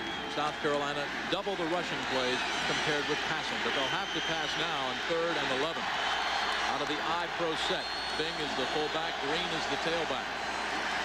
Ellis, the commander of the run and shoot, batted down at the 45-yard line by Tolbert Bain. That may have been the worst pass that Ellis has thrown. It's a very crowded pattern. 2 guys in the pattern and lots of coverage there. You see Randy Shannon, number 22, and Bain, who's standing right inside the receiver in perfect position inside of Ryan Bethea making the play. Perriman is back deep. Price won't turn over. Perriman dances away from 1 Gamecock, but not 2 or 3. Good gang tackling by South Carolina. So at the 27-yard line, the Hurricanes will start 1st and 10. They lead 14-13. Coming up at halftime, Tim Brando with Bino Cook scores and highlights, Kerry Ross will interview Tim Brown, Heisman Trophy winner out of Notre Dame. Lou Holtz was there at the Downtown Athletic Club along with Tim Brown, so a great halftime coming up. I'd like to add my congratulations to Tim Brown on winning the Heisman Trophy. Thought it would be a little bit closer. The votes are in, and he got it. Congratulations, Tim.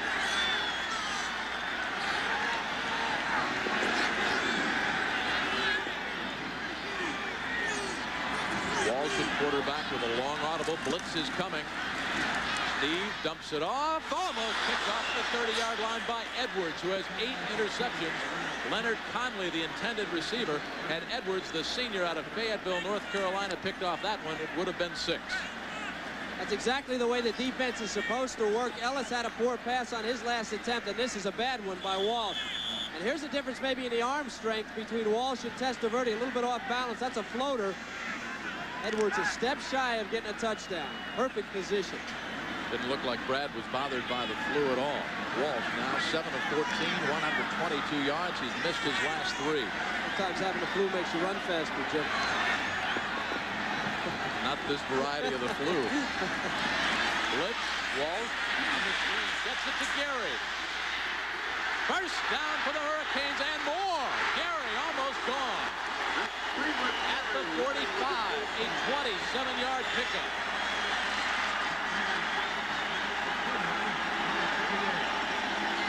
Cleveland Gary played at Georgia back in '84 as a true freshman. The tackle by Matt McTiernan. Now, this is just a great call offensively, and Miami does so many things they execute. Now it's all Gary, 222 pounds.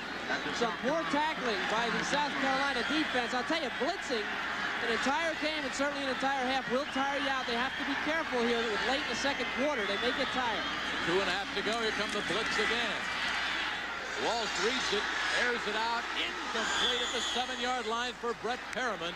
Norman Floyd was back there in the coverage, but Perriman had a step and a half. Well, the other thing now, Miami, of course, very sophisticated. When corners play man-to-man an entire game, you put in a fresh receiver like Perriman, who did not start the game. Irvin's been playing over there, and then you run him long. Floyd's been in there the whole first half. You get him on the blitz, you loft it up there, and maybe Perriman can outrun him. He did. The ball was just a little bit overthrown. Walsh now 6 of 18, 149 yards and 1 touchdown. 2nd and 10, just outside the 45 of South Carolina. Blades, number 9, wide to the left. Check it, wide to the right.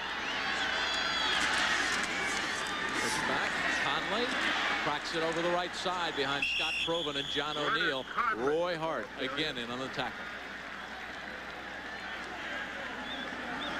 He's dropped by Roy Hart, number 54, and Ricky Daniels, number 91. They said that when they switched over to the 50 defense, that was right up the alley of Roy Hart. All-State at Tift County High School for Gene Brody. Hart has great strength, great quickness, loves to make the big play and get the defense all fired up. 147 and counting. Walsh with the audible. 3rd and 4. Blitz coming again. Walsh picks it up, fires to the sideline, batted down, penalty flag, no question. Robert Robinson over the back of Mike Irvin. Not over the back. He put the other hand on him, I think, Jim. That appeared to be a great play, but I think if you'll see, I think what they're going to call him for is the right hand.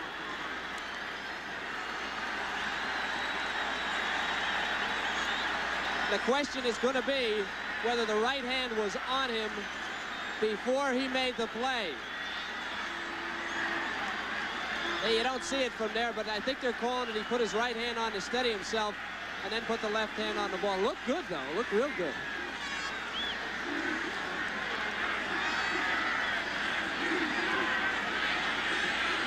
Yeah, it's hard to pick up. It doesn't focus early enough to tell, but definitely that's the call. Whether or not it's legitimate or not, we're not going to know. Looked like a pretty good play from that angle. That's as good as Oliver made, penalty or not. Penalties have hurt the Gamecocks early. 1st and 10, that's a big one. Perriman and Irvin are the wideouts. They even up the running backs, Conley and Gary. Walsh flares it out, caught by Perriman. Bumped out of bounds. Clock is stopped with 92 seconds left to go before halftime. Kevin, they seem to be working over number 29, Norman Floyd, the senior out of Greenville, South Carolina. I think you're right, Jim, but I made the point earlier, and that ball was dropped and kicked out of bounds. Floyd had missed the tackle on Perryman. Had he not dropped that ball, he could have gone up the sideline. As I said earlier, when you play corner, playing zone does not take as much out of you as playing man-to-man. Joe Lee asked these guys to play man-to-man the whole game, and they've got to be getting tired. 2nd and 2. Dancing and trying to get outside. Boy, had he gotten outside, it was 6. Hart stops Leonard Conley, who is 5'9", 170 pounds. Excellent speed. This is Conley. They call him exciting. He's a crowd pleaser. They say that maybe he was better than Florida's Emmitt Smith last year in high school. This is the best 1-yard loss I've ever seen from a back. A 1-yard loss on the play. It's 3rd and 3. Well, I'll tell you who said it. His high school coach, George Werner, said it. He was his coach at Tarpon Springs High School. Said he was better than Emmitt Smith. You know, it wasn't Emmitt's coach. They say this guy. Now, you know, I have to say, Jimmy Johnson is really doing some intelligent things here. He's realized the fatigue factor. He's got Conley in there. Conley's a very quick type of a jitterbug type of a runner. He's got him in there to take advantage maybe of the fatigue in the South Carolina defense. He's got Perryman in there. He's been using Perryman a little bit and maybe trying to put some pressure on some of these tired guys. Well, once again, our Goodyear blimp, furnished by the Goodyear Tire and Rubber Company out of Pompano Beach, Florida, hovering high over Miami. A chilly Miami tonight. About 59 degrees when we kicked it off. Feels like about 50 right now. What are you grinning at? As I say, have you ever had a ride in a blimp? Where's your scarf? No, and I have no desire to. I've been in a helicopter. Have you? What's that got to do with my question? Miami, 10 first downs, 3 by penalty. 3rd and 3. 79 seconds left to go before halftime. They got back. Caught. Conley, a diving catch at the 30. Oh, that's Perryman. Perryman with 4.3 speed for a 180-pounder. Floyd again getting worked over.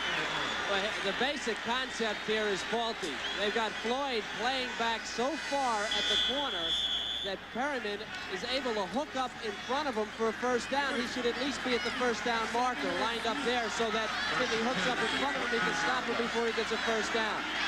Perryman lined up, flank out wide to the left now. 1 black sock and 1 white sock. Backs are evened up. Conley and Gary. Walls 10 of 18, 165. Middle is open on the post, incomplete in the end zone. No flag. Perryman on the post and back on the coverage. Brad Edwards. That's the man you want on Perryman when they're going for 6. Floyd had a man-to-man, but they had a free safety back there. Edwards, who almost ran by this thing. You're going to see it. Perryman coming straight in. I watched 27. Oh, just a shade late. And maybe if that ball, if he had led him, maybe Edwards would have picked that thing off. That ball behind him may have saved the turnover. Clock is stopped on the incompleted pass. 49 seconds left to go. Hurricanes have 2 timeouts left. South Carolina just 1. Perryman outside again, working over Floyd again. Little dive. Conley. Greg Philpott, the senior out of Largo, Florida, on the stop. Great play by Philpott. He was blocked. He got off the block and was able to get Conley. Hurricanes take a timeout with 44 seconds left to go.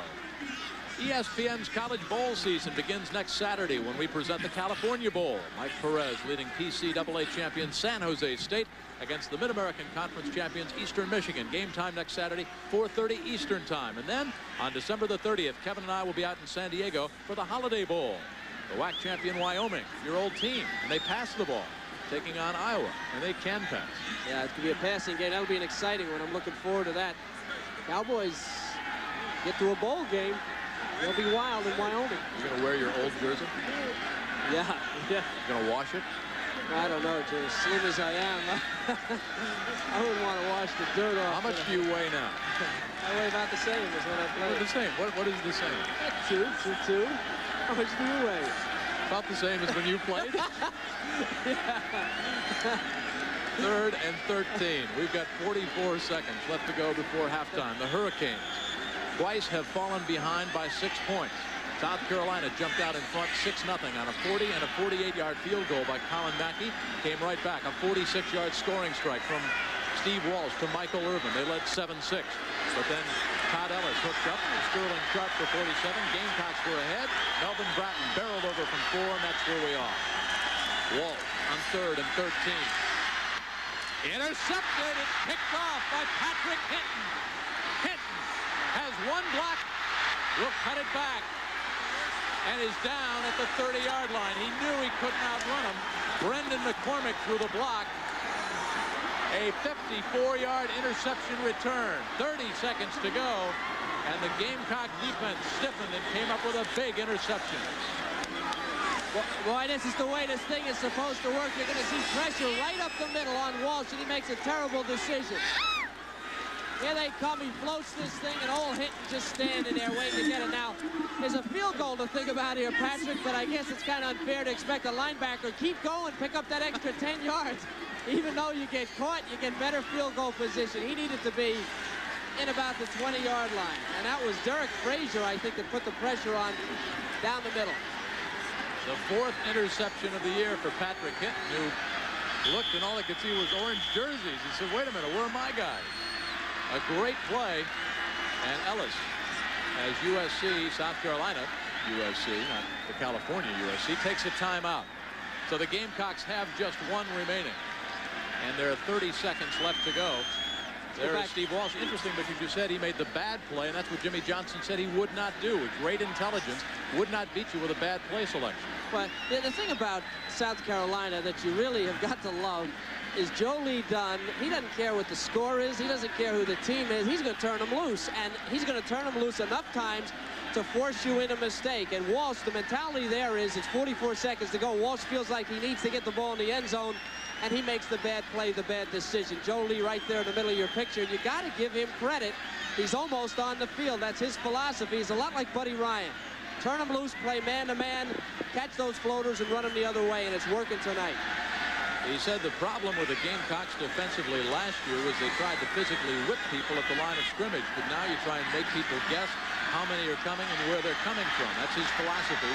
He was the head coach of New Mexico, reunited with head coach Joe Morrison. And that swarming defense came up with a big interception, the 4th on the year by Patrick Hinton. Hash mark near side. Woody Myers the center, and Todd Ellis the quarterback. They have no timeouts left. Sharp with a 47-yard scoring strike motions back. Ellis over the middle, and this was picked off by Miami's Greg Mark.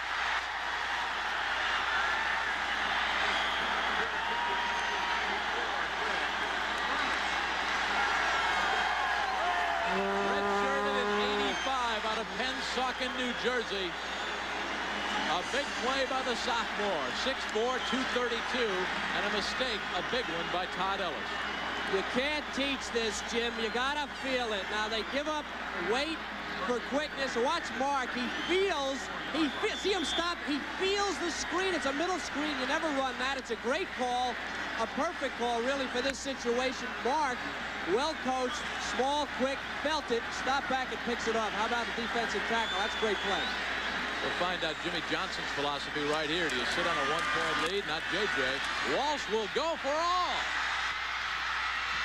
Drop at the 27-yard line. Brian Blaze, covered by Norman Floyd. Let me tell you, Norman has no business out there right now. Norman's legs weigh a ton. He's not getting it done. He's in a deep zone back there. He's playing soft, and he still almost got beaten. He was so far back. He's in position there, and he almost catches it. And so does Blaze. But I was watching him all the way, and his legs are tired. They got to look out for him in the second half, maybe help him out. Norman Floyd was a quarterback in junior college. Transferred in '86 out of Greenville, South Carolina, getting a workout. Walsh, 10 of 21. 1 interception, 1 touchdown. 14 seconds left. Hurricanes go up top. They look downfield for Perriman. Incomplete. Perriman with 4.3 speed. He's halfway to the cruise ships. He's just going to keep running out of the Orange Bowl. Floyd's going to need some oxygen. Well, that was that. It looked to me like that was Robert Robinson, number 36 out there, and I don't know what he was biting on. I don't know that was Floyd. Robinson looked like he took the hook and he stepped up and they were by him. 9 seconds left. The Hurricanes with 1 timeout left. Interesting play call now because 3rd and 10. Do it again. Blitz. They'll keep it on the ground. Gamecocks sniff it out. It's Cleveland Gary, and barring a penalty, that'll be the last play of the first half. A dandy between 2nd-ranked Miami and 9th-ranked South Carolina. Both are heading for the bowl. Barry Switzer awaits Jimmy Johnson. Mike Archer and the Tigers of LSU awaiting the Gamecocks. Scores, highlights, an interview with a Heisman Trophy winner coming up at halftime as we rejoin Tim Brando. All right, Jim and Kevin, thank you very much. Some people believe the bowl season begins next week with the California Bowl. No, it's beginning right now on ESPN. As at halftime, the Miami Hurricanes in their pre-Orange Bowl bowl game are taking on South Carolina, and we've got a whale of a game underway. Welcome to the Met Halftime Scoreboard, and we do have a lot on the docket, so stay with us. Bino Cook will join me, and the word on the Heisman from the Downtown Athletic Club. That and a lot more on the way. The Canes and the Gamecocks are in a great tussle. It's gift idea sale time at CarQuest Auto Parts stores, and we've got holiday gifts at special savings just for you. Like this steel-bodied CarQuest Tonka Jeep Dune Buggy with all accessories for only $9.95. Or PV Air Shocks, adjustable to 1,000 pounds of carrying power, only $49.99 a pair. Plus, register to win this free CarQuest motorized mini Jeep for your kids. Hurry in to CarQuest Big Gift Idea Sale right now. CarQuest, the right place to buy auto parts. Light up the night. When the sun goes down, gonna light up the night. Silver label, red ribbon, taste that's right. Gonna light up the night.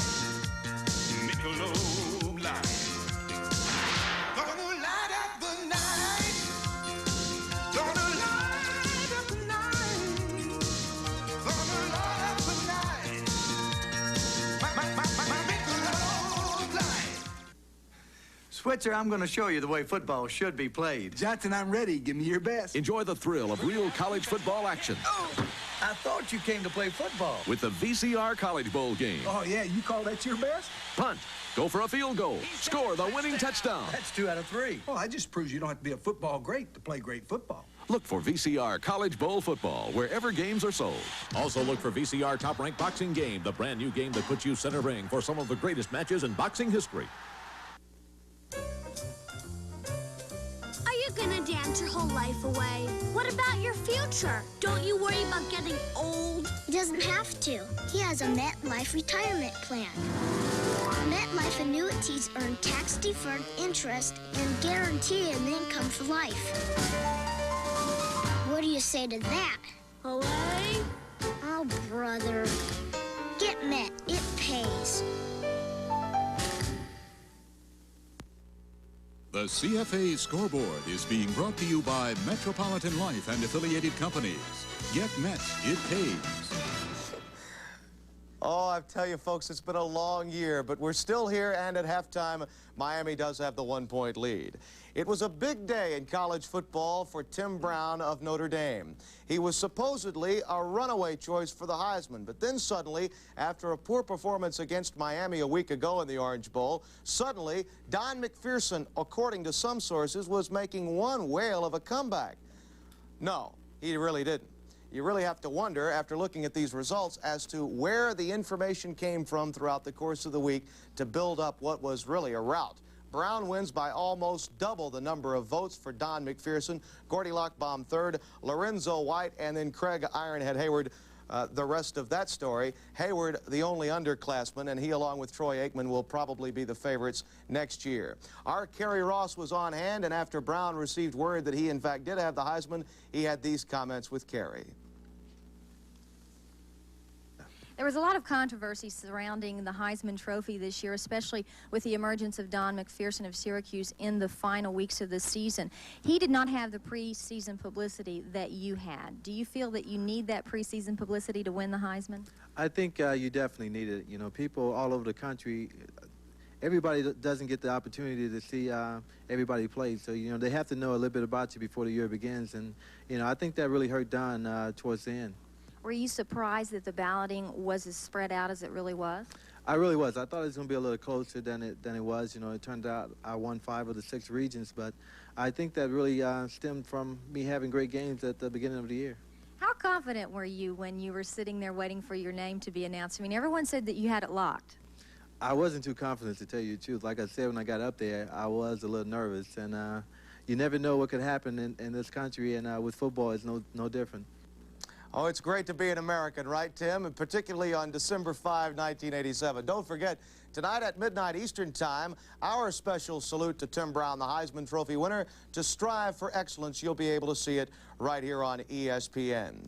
Beano Cook joins us now, and, you know, I really believe that he deserves it simply because he knew what he had to get done, and he didn't have that many opportunities with the ball because of the problems within the Notre Dame offense, which have been well documented.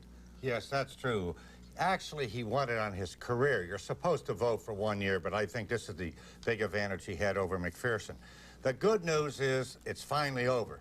The bad news is the campaign for the 1988 Heisman Trophy starts on Tuesday at 2 o'clock. Oh, it does, and there's no question about that, particularly when you consider what Syracuse could have done with advanced billing, and they didn't get it done, and you know a lot of schools are going to go to school on that next year. Don't forget, the Sunkist Fiesta Bowl has a major decision to make, perhaps in the next, hour and a half or so. Will they move their game to January 2, provided South Carolina pulls the upset against the Miami Hurricanes? It would be Florida State against Nebraska, and the Seminoles would be sitting pretty as the nation's second-ranked team. And provided Miami were upset and the Canes knocked off Oklahoma on New Year's Day in the Orange Bowl, then perhaps they would have the national championship game. Now, Beano and I both had the opportunity to speak with Bruce Skinner, who is the executive director of the Fiesta Bowl. What were the impressions you got from your conversation with him? The impression I got is they would like to do it, but I think they're dubious because it won't be 1 against 2, and they did it last year, and they don't want to get the NCAA mad. I think they want to do it, but I don't think they will. In our conversation with Skinner, he said that they will be meeting on Monday, the bowl officials, to determine if, in fact, they want to lobby with the institution first. The institutions involved must give the approval, and then NBC would acquiesce. Would the network, in your mind, make the move if the bowl wanted to and the institutions wanted to? That's pro playoff weekend, but it's wild card. 2 games on Sunday, probably, unless something happens concerning stadiums and the weather. So they could do it. They could play it late Saturday afternoon, or if they want to play it Saturday night. Because that means preempting Golden Girls, Saturday afternoon. I don't know if Mike Weissman can get it done, but maybe the Golden Girls can go. NBC can do everything. They have skins game and everything else. That's right. We won't tell the winner in advance. No, we won't. No, we won't. I haven't all year anyway. All right, we've got a lot more coming up here on the MetLife Halftime Scoreboard. Highlights, and yeah, scores. We'll get to those when we come back.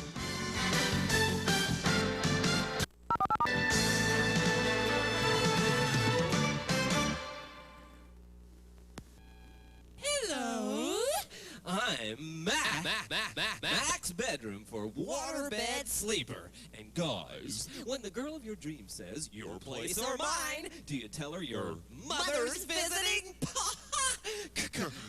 Come on, turn that wimpy bedroom into a maximum bedroom today. Shop Waterbed Sleeper in the original Coral Springs Mall and Oak Plaza, Boca Raton. Maximum bedrooms, minimum price. The sun, the breeze, the memories, a place where dreams come true. The family times, the friends you find, the moments shared by two. The fun parades and escapades, a life so full when day is done. The things that touch, they mean so much. You're home at Wellington.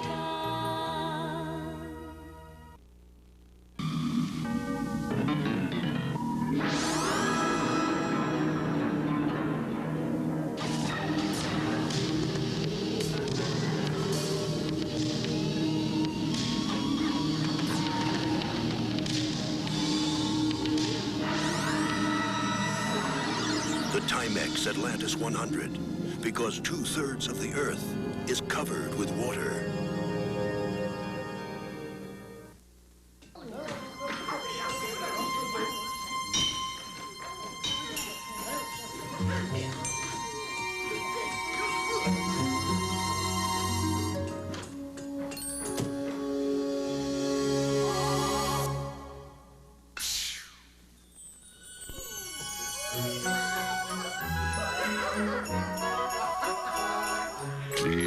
crisp and bright. 7-Up has the feeling of Christmas. Earlier today here on ESPN, the Hogs of Arkansas, Liberty Bowl bound, took a shot at the Rainbows of Hawaii in the Sandwich Islands. And we pick up the action now with James Rouse. What a game he had. That made it 7-0. 15th touchdown of the year. Both teams traded a couple of field goals, and then Arkansas safety Steve Atwater will get his second interception off Hawaii quarterback Garrett Gabriel. And that sets up the Hogs as we come to the end of the first half as Rouse gets his second touchdown of the day, up the middle for 6 yards, 17-6 Arkansas at the half. Hawaii had its best quarter in the third. Sophomore quarterback Ken Niumatalolo goes over the middle 30 yards to Chris Caskill, and that sets up fullback Billy Stevens, who goes 2 yards on the option right, 17-12, and the Rainbows making a move. On to the fourth quarter now. James Rouse with his third touchdown of the day, 24 carries, 96 yards, 31-12 Arkansas. Rouse goes over 1,000 yards for the year as they handle the Rainbows 38-20. For the 88th time today, the midshipmen took on the cadets from Army, from land, sea, and air. They were all out to beat Army. But it was Army that would dominate early. Bit Rambush with a bit of a three-pointer here. It ended the first half at 3-0 with the cadets with the lead. Early in the fourth, after a very uneventful third at the vet, Torrey Crawford on the keeper. Now watch, he's hit, but makes the quick pitch right there to Andy Peterson for the touch. That completed an 81-yard drive, 10-0 Army. Navy got on the board with a field goal, but in the final seconds, Crawford runs 7 yards for the final score of the day. That made it 17-3. Army finishes up their year with a bang and a 17-3 win, and their 5th win of the year. Navy drops to 2-9. Division I AA playoffs, 2 and 3. We're going to show you those scores right now, and we'll return with more of the Met Halftime Scoreboard in just a moment.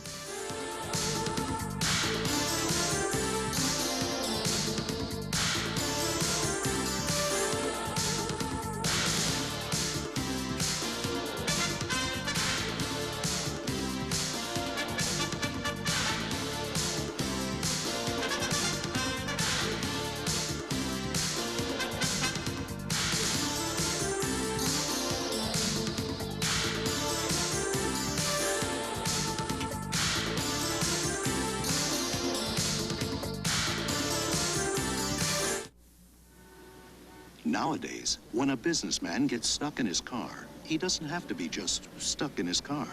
He can be talking to a client, or a prospective client, or be in touch with his own office.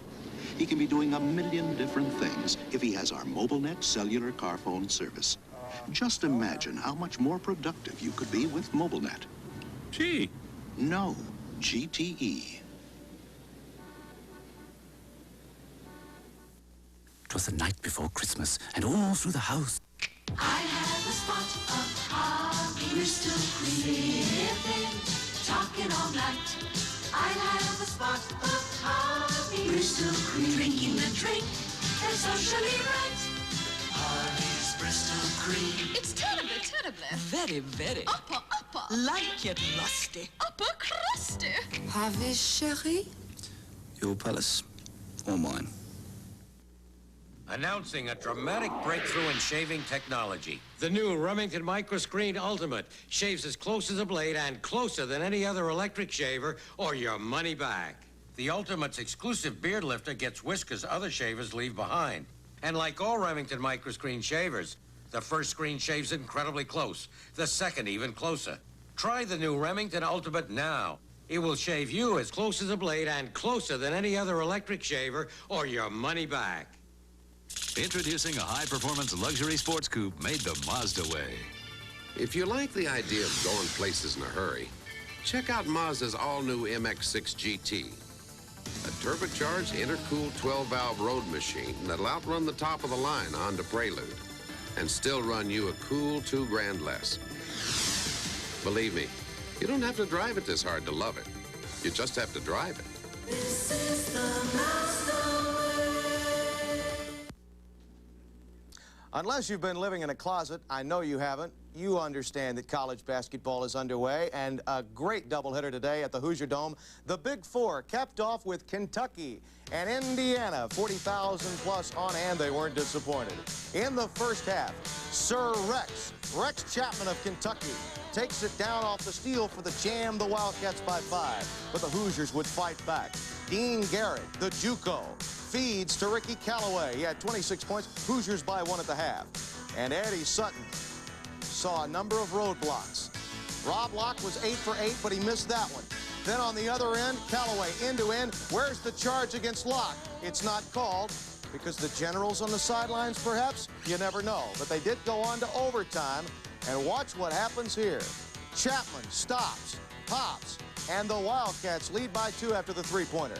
Then the Hoosiers looking for the tie, and then Chapman with the steal. The Master Blaster, Madison, uptown and downtown, 82-76, and Bob Knight falls on hard times at the Hoosier Dome today, but to an outstanding team. And boy, did they play at a March level for the month of December. Both teams. Kentucky wins it 82-76 in overtime. North Carolina in an interesting one at Nashville. Look at this. The #1 Heels are trailing the Commodores 73-69. By the way, Vanderbilt will play Kentucky on New Year's Eve here on ESPN. That could be a great college basketball game. Syracuse 19-11 over TCU. That game in the first half right now. The Boilermakers of Gene Cady are up on Oregon. That now a final. The 11th ranked Boilermakers win at 88-62.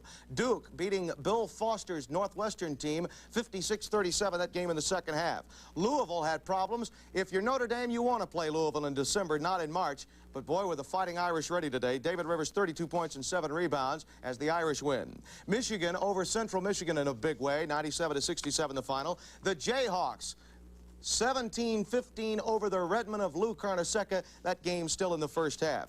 Georgetown rolls. They're 3-0 now for John Thompson. 81-45. Perry McDonald balanced the attack with 14 points today. Oklahoma over Loyola, 123-73. Gene Sullivan's Chicago-based team just isn't what it used to be. Memphis State against Arkansas State, 23-14. The Tigers have the lead over the club from Jonesboro. And Bino Cook, some closing thoughts with respect to the two-point play.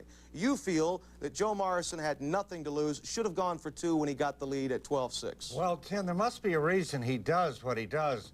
It was 7-6 against Clemson. He made it 12-7, went for 1 to make it 13-7 and won 20-7. And again, he went for 1 point to make it 13-7. He makes a lot of money, but I don't understand that decision not to go for 2 when it's 12-7. Don't understand. You're right. It was 12-7, not 12-6. And he was in position, and when you know you've got the Gator sewed up, why not? Definitely. I mean, it doesn't matter whether he wins or loses. He's going to go to Jacksonville and play the Bengal Tigers in a Southern shootout. You like the Canes in the second half? Canes, I think, will win, but close. All right, we're going to be in Miami regardless because we've got a special college football game day coming to you on New Year's Day from the Orange Bowl. But we're going to go back to the Orange Bowl with Jim Kelly and Kevin Kiley in just a moment.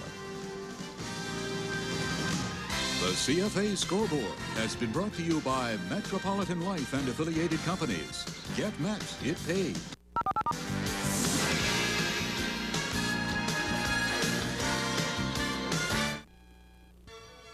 Edward & Son Jewelers in Coral Springs offers 35 years of quality service, featuring an in-store factory for your custom-designed jewelry work and repairs. Choose from the many styles of the Inch of Gold collection to create your custom anklet, necklace, or bracelet, assembled while you wait, and it comes with a lifetime guarantee. Or take advantage of Edward & Son's store-wide sale by choosing this cubic zirconia tennis bracelet or this 4.80 carat diamond bracelet at Edward & Son Jewelers. Arthur's is your complete health care facility, handling your pharmacy needs and carrying a full line of jobs, hosiery, and Spenco sport aids. Arthur's features a complete hearing aid department with in-store testing and hearing aids, including the popular Canal Aid. Arthur's also has a complete ostomy center. It takes one ostomate to relate to another. Let me help you. Others have helped me in my time of needs. So visit your healthcare team today at Arthur's Drugs Surgical and Ostomy Center at 5816 North University Drive in Tamarack. Metropolitan Life manages assets of over $100 billion. That's some big security blanket. Get Met. It pays. We're not a company, but we recognize potential. We develop it. We use it. We'll make sure that as your responsibility grows, so will you. As your ability for leadership grows, so will you. Working with us, you'll gain self-confidence, become a person with a future. We're not a company. We're your country. We're the Marines, the Army, the Navy, the Air Force. We're the armed forces. It's a great place to start. Your neighborhood Napa Auto Parts store has more than 125,000 parts for the typical American car. Whatever that is. A solid general education is a tradition at the University of Nebraska-Lincoln, a tradition which leads to innovation. From the nation's first physical education program for women and the first university department for dramatics to the first agricultural information network and the first international center for franchise study, UNL is addressing today's challenges. Tradition and innovation both have recognized excellence at the University of Nebraska-Lincoln.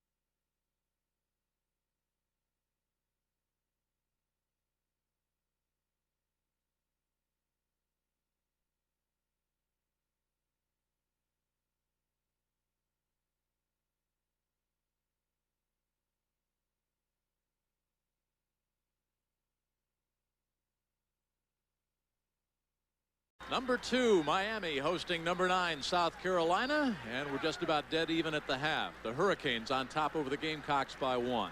Again, everybody, I'm Jim Kelly. My slimmed-down partner, Kevin Kiley, is alongside.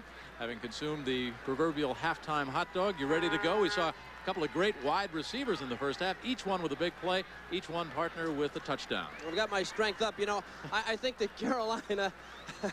His chicken lips will do it every time. I think that Carolina really is feeling pretty good about the first half. They gave up a big play to Miami, but Miami's kind of a big play team, and their defense really is the type of defense that will give up big plays. They did right here to Michael Irvin. He's the inside guy in the slot. They got him running across the field. No coverage by Floyd. He just couldn't keep up with him. And then no backside defense as it was man-to-man and everybody was on the trips receivers.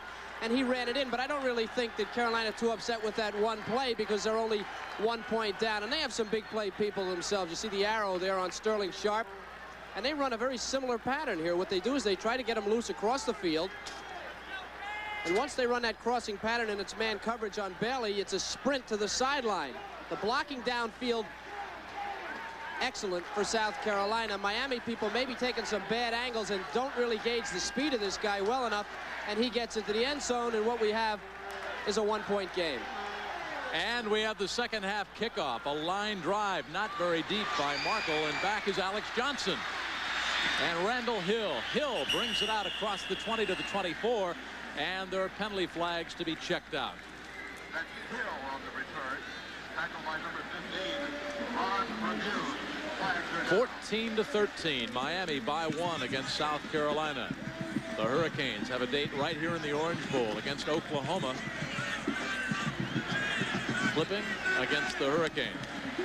All right, we talked about the first half stats there in the passing department.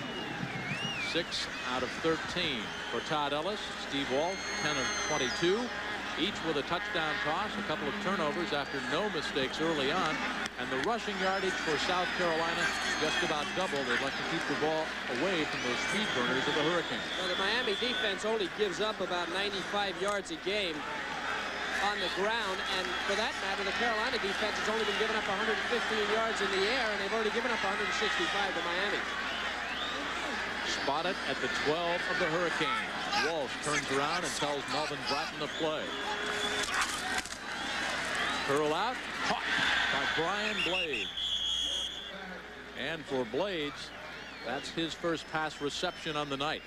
Blades came in, a member of that Miami track team, 27 catches, averaging about 18 yards per reception and 14 touchdowns. Robinson back on the coverage. That average per yard per catch is down. In 85 it was 21.8, 21.9 in 86, reflective of the emergence of Irvin.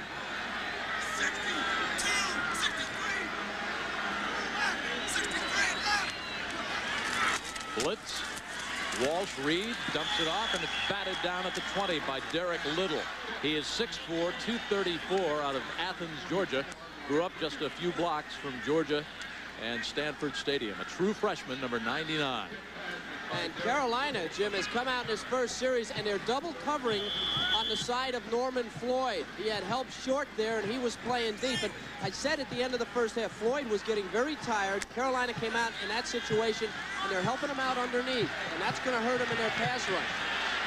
Hinton, who had the interception just before the first half, is out. Little stays in on 3rd and 2. Gamecocks showing the blitz.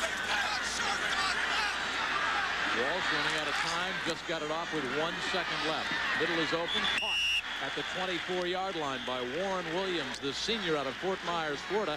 Matt McKiernan, the junior linebacker out of Daytona Beach, back there in the coverage, but shy of first down yardage. Little chess game going here.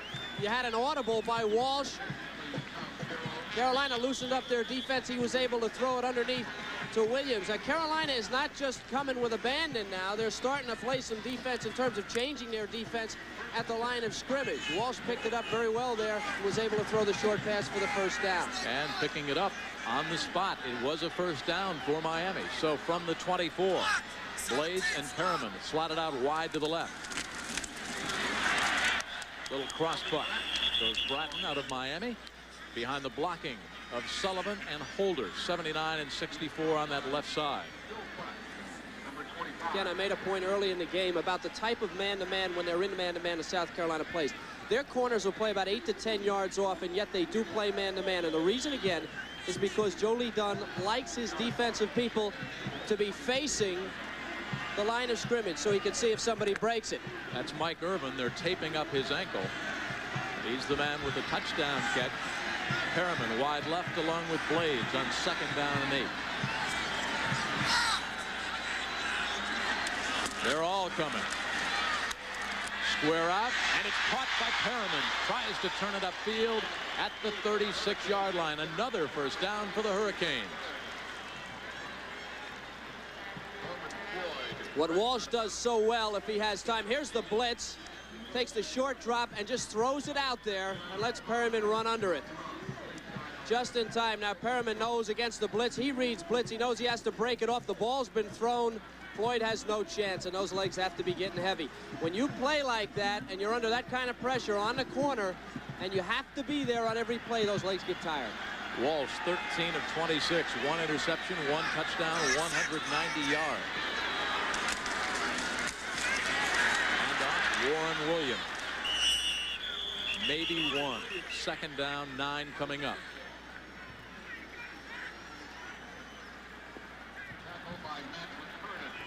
Roy Hart and Matt McKernan on the stop defensively for the Gamecocks. 13-12 left in the 3rd quarter.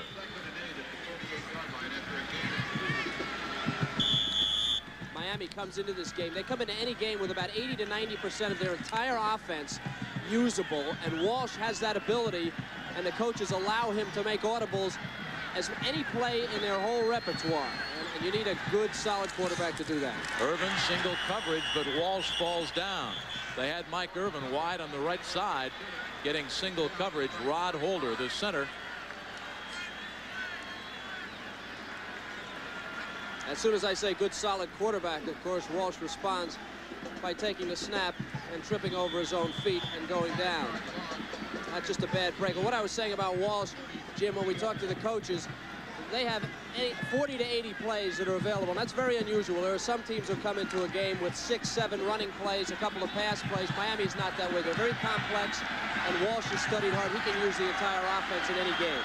You saw Irvin at the bottom of your screen, a slight ankle sprain. They taped it up, and he's back in. They need 13 over the middle on the post pattern. Perriman again. He'll be about 4 yards shy of first down yardage, and Floyd, after getting a breather in the second half, they come right out and work on number 29 again. Well, Floyd knows they're in a blitz package, and here it comes. Now, Floyd has got to cover him just a little bit closer. Perriman coming out, making the break. Walsh again reading it, and very accurate. He's been accurate most of the night. Floyd there to make the tackle. If he reads it a little quicker, he might be wanting to make an interception. Maybe they want him to lay off and keep him from getting the big play.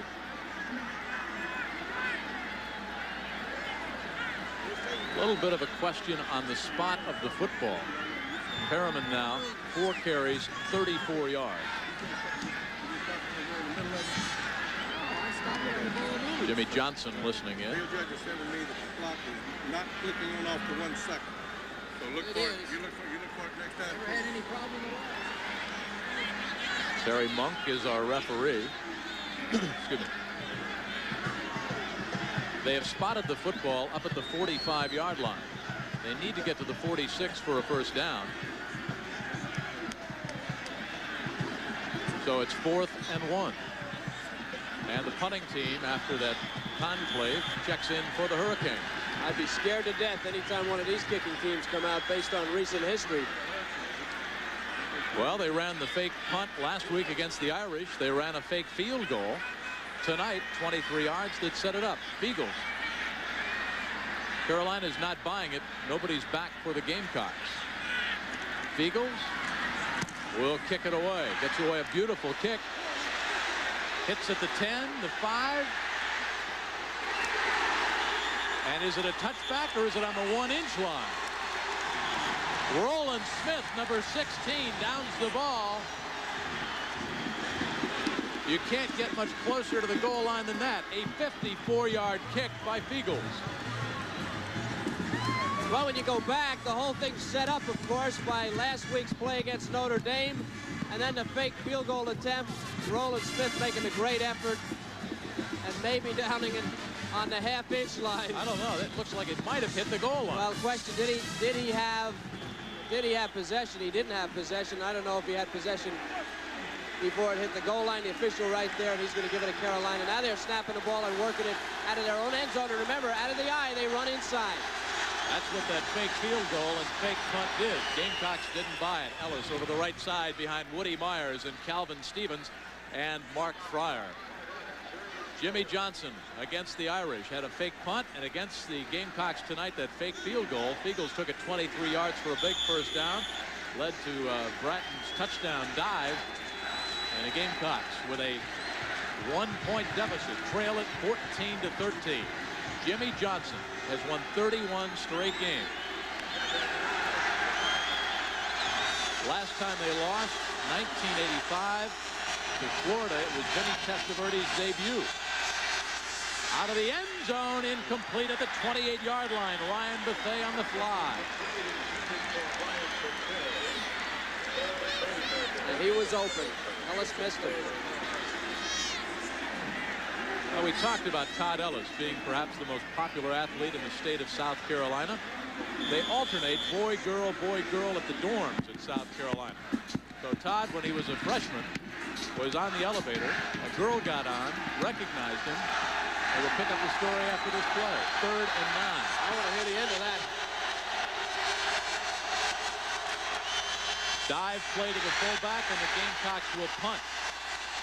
Great penetration We'll come back and tell you what happened when the girl recognized Todd Ellis. But we've got 10:22 left to go. The Gamecocks will punt it away. Jones and Myra on the stop along with Greg Mark. And the Hurricanes should come out of this with great field position. All set up by a 54-yard punt by Fiegel. If you're Rodney Price, you know the Canes are a-coming. 10 of them. No flag. He got it away. Price on his backside. Picked up at the 48 by Perriman. Outside. Penalty flags down. And out of bounds at the 33. And that's a clip, and a bad clip on Miami. It's going to cost them 15 yards.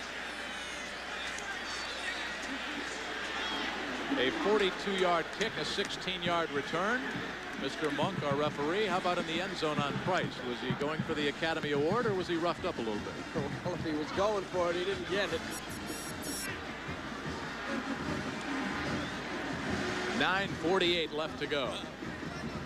Joe Lee Dunn at the lower right-hand side of the screen, defensive coordinator for Joe Morrison. Former head coach out of New Mexico of the Lobos, reunited with Coach Joe Morrison. They're friends as well as head coach and assistant. They play golf, socialize together, do a little hunting. Joe's a big stock car fan.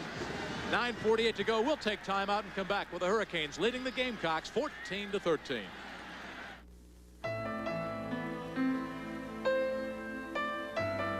There are those who fervently believe that true perfection is found in the details. At the Bavarian Motor Works, we gave that belief a name. We call it the BMW 735i. Beautiful, to be sure. Yet perhaps the most beautiful thing about it is its spirit. You don't need magic to conjure up the best buy on a new garage door. Just don't get fooled by illusions. Picking the cheapest price usually turns into less than a bargain. Or demand quality, but don't expect to get it for nothing. The trick is to put affordability and quality together. The solution is at your overhead door distributor. A great door at a great price, installed just right, guaranteed. Look in the yellow pages. Overhead door, we're all the magic you need. ESPN's exclusive presentation of CFA football is brought to you by BMW, the ultimate driving machine. To arrange a thorough test drive, simply phone your nearest BMW dealer. Joe Morrison, in his 5th year as the head coach of the Gamecocks, graduated from Cincinnati in 1959. All-pro with the New York Giants for 14 seasons, played 8 different positions. Steve Walsh has just one position, and he's enjoying his best field position of the night. He starts from his own 44. He'll go up top. Over the middle on the post. This should be 6 for Brian Blade.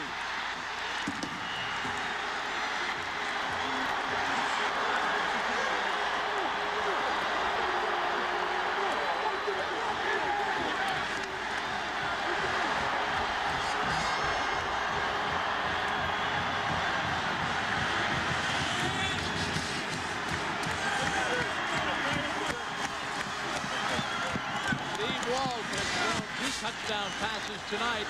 Numbers 18 and 19 on the season for Brian Blades. His 5th touchdown reception, his longest coming in, his longest reception on the year was 29 yards. That for 56 and 6 more points. Greg Cox will try to make it a 21-13 game. This one is partially blocked. That could come back and be a big missed extra point. That's a big one. Now, this almost isn't fair. I mean, if I can tell that Floyd is this tired from up here. Now, this is no contest. It's just a quick post. Protection is there. It's man coverage. Floyd's all by himself. This is practice. And look at Floyd. I mean, Floyd just doesn't have it. His legs are gone. They were gone early in the first half, and he just can't chase them anymore. And how about Steve Walsh? He's thrown 2 touchdowns tonight out of St. Paul, Minnesota. Hurricanes by 7. Hey, how you doing? Good. In fact, I feel like light. Hey. What the? Whoops. Uh-oh. Whoa, I am so. Oh, no. Well, I meant Bud Light. If you want the less filling light beer with the first name and taste, ask for Bud Light, because everything else... You all right? Sure, just a little lightheaded. It's just the light.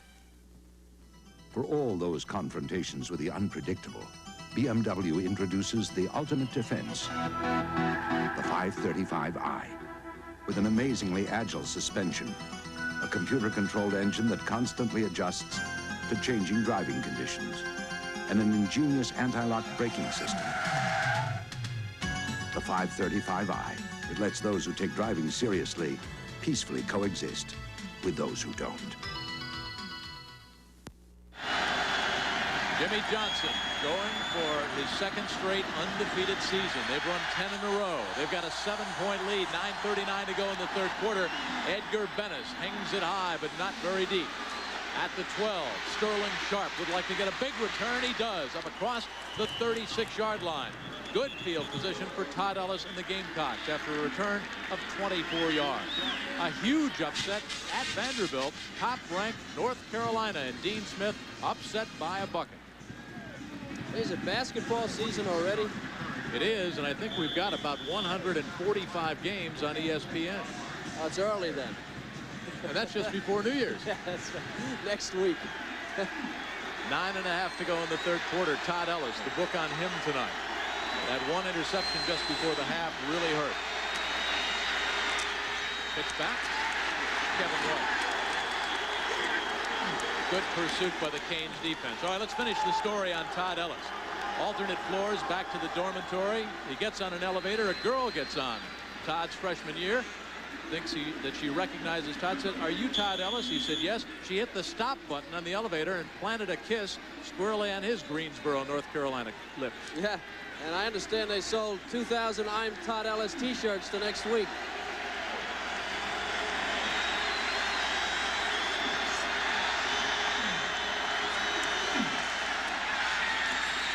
Over the middle, incomplete. Looking for Danny Smith, who has yet to touch the football. There is Todd Ellis. It wasn't the only time he's been kissed. He was out on a date. It was his first date with a young lady down at Columbia. They were out at the Capitol Restaurant, an all-night eatery there. Have you researched this? Yep. And the date was giving Todd a tough time about all his publicity. And Todd said, "Well, just try and downplay it. It's not a big deal." Then a 25 or a 26-year-old walked up to Todd and said, "Are you Todd Ellis?" "Yes." Right in front of his first date. She gave him a kiss. 5 defensive backs. Selwyn Brown checks in for the Hurricanes. Sterling Sharp motions to the near side. Ellis needs 10. Looks for Sterling Sharp.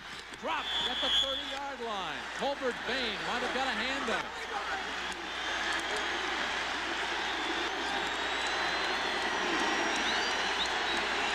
Sharp actually beat Robert Robinson, and Bain coming over to help him. Excuse me, actually beat Bain, and it was Robinson coming over to help him from the safety position. It looked like he just did deflect it. Good call there, Jim. Back to punt once again. Rodney Price, a little more field position, although this one doesn't turn over. Hits at the 35 and goes out of bounds at the 33. So the Hurricanes, 8:37 left to go in the third, have a 7-point lead, and good field position going the other way after that 30-yard kick. Tomorrow, 11:30 Eastern Time, NFL Game Day previews of all the games in the NFL with Chris Berman, Pete Axelm, and Tom Jackson.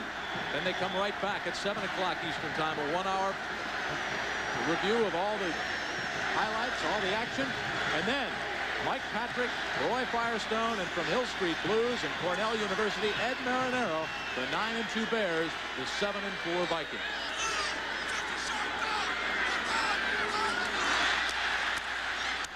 There goes number 5, Melvin Bratton, has a 2-yard touchdown dive. Floyd is still in there. Are you surprised now that Joe Lee Dunn has not pulled Floyd out, at least to give him a rest and give him a little bit of a breather mentally as well as physically? Well, I don't know what the personnel situation is there, but I think they need to go to some help. No question, they're going to have to go to a zone or some kind of inside-outside or short, deep coverage on the wide side of the field if they're going to leave him there. I mean, the kid just cannot run. He's a junior college transfer from Ferrum. He's a good player, but this defense is very demanding physically, and Miami's got great speed on the outside. Yeah, I'm surprised that they haven't done something for him. After the penalty, 1st and 5, 7 penalties against the Gamecocks for 38 yards. Perriman wide to the left. Irvin comes down, single coverage. Well, watch out. Robert Robinson gets him down at the bottom of his screen.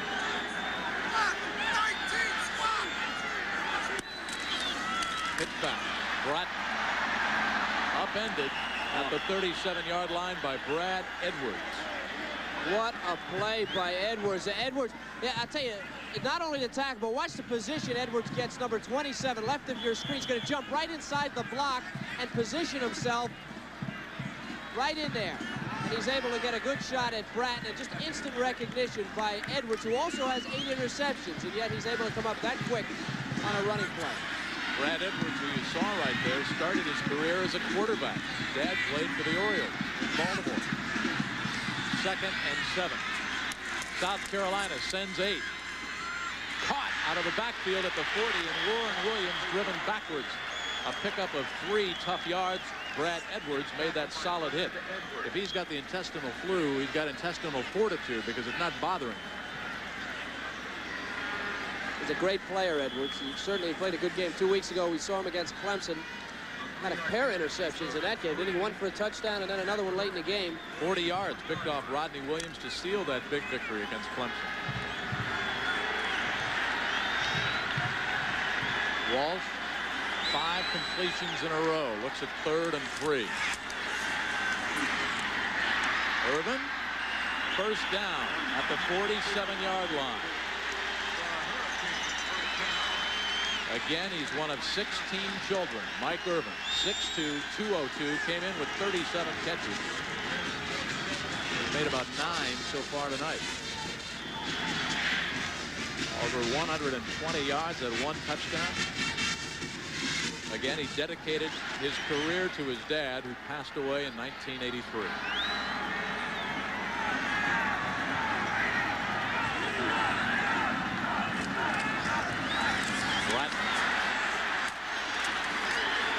Second and 10 coming up.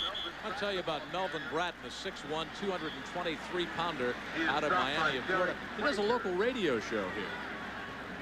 And his major is acting. He appeared in a TV documentary called Hard Road to Glory, which was the story of a slave who actually got his freedom through sports. Hard Road to Glory could be the story of just about any running back. And certainly Bratton, playing behind Alonzo Highsmith through his career, but he's making a name for himself.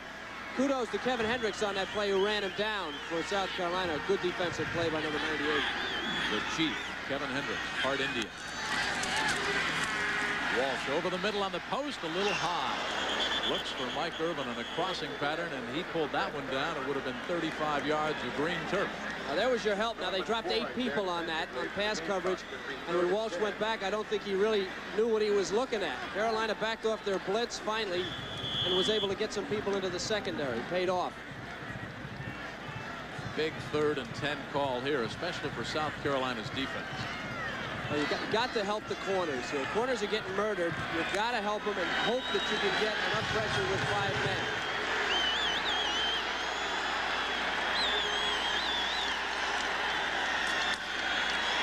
Underneath, Perriman, but shy of 1st down yardage. Little release pattern, and Norman Floyd on the tackle. Helped out by Scott Windsor. And here they go again. Now see, they're going to drop into coverage again. Windsor, watch him drop. See Windsor, number 20, and they're getting help up underneath. They try that crossing pattern by Perriman, but there's people around him. It's not just one-on-one, and Floyd able to cover him a little better. And that's a change of philosophy. It helped him out. It helped out South Carolina.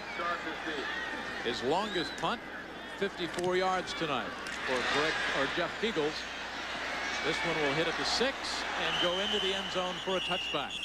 The last time South Carolina had the ball, they started at their own 6-inch line. This time they will start 1st and 10 from their own 20, trailing by 7, 5:22 left in the 3rd.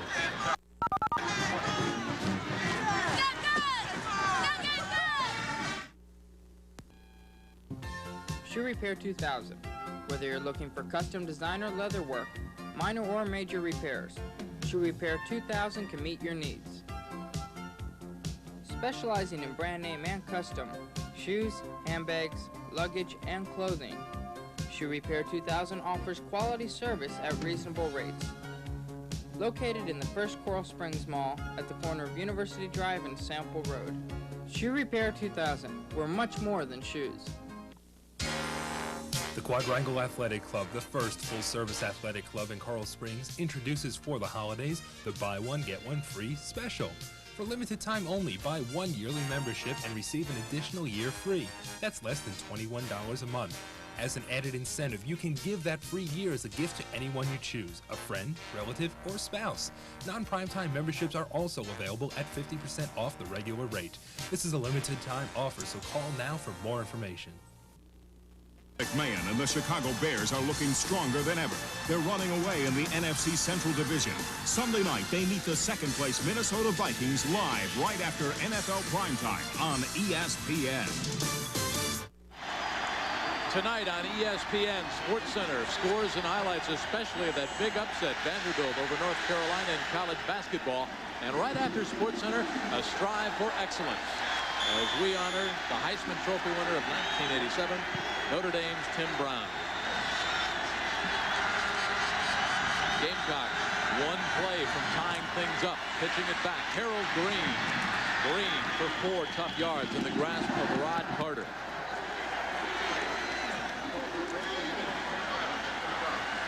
I believe that's just the 9th play of the 3rd quarter for South Carolina. One of the problems they were having defensively is they were on the field. The offense really needs to establish something here in this drive, keep their defense off the field.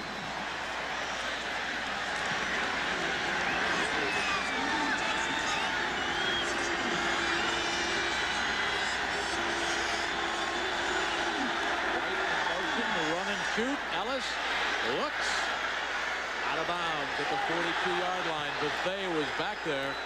Gamecocks are screaming for pass interference. No flag. The ball was not catchable. It was out of bounds. But now there is a late flag. I don't know. I don't know how they could. Had he caught that, he'd have been out of bounds. Mr. Monk is our official, our referee.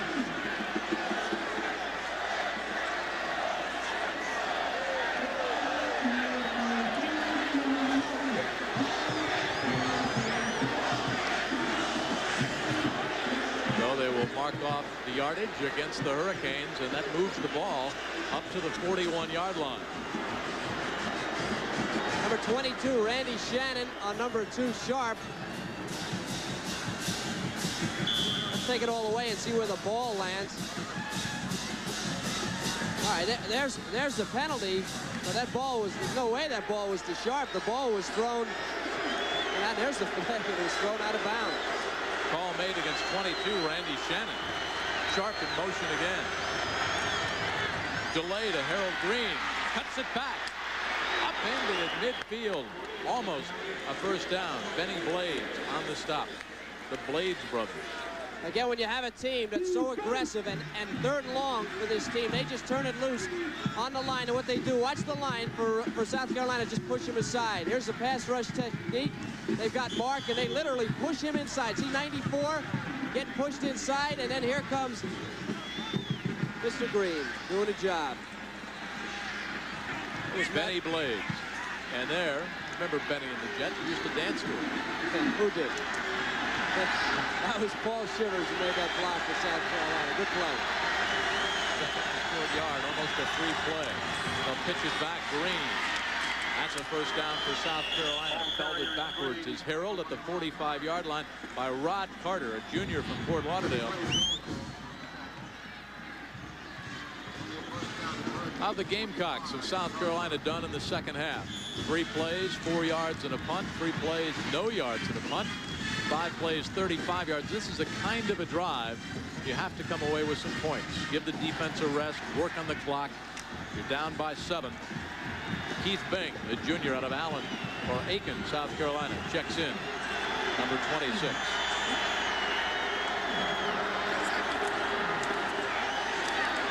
Ellis in trouble. Now he can run it back against the grain. Drop at the 33. Looking for Danny Smith.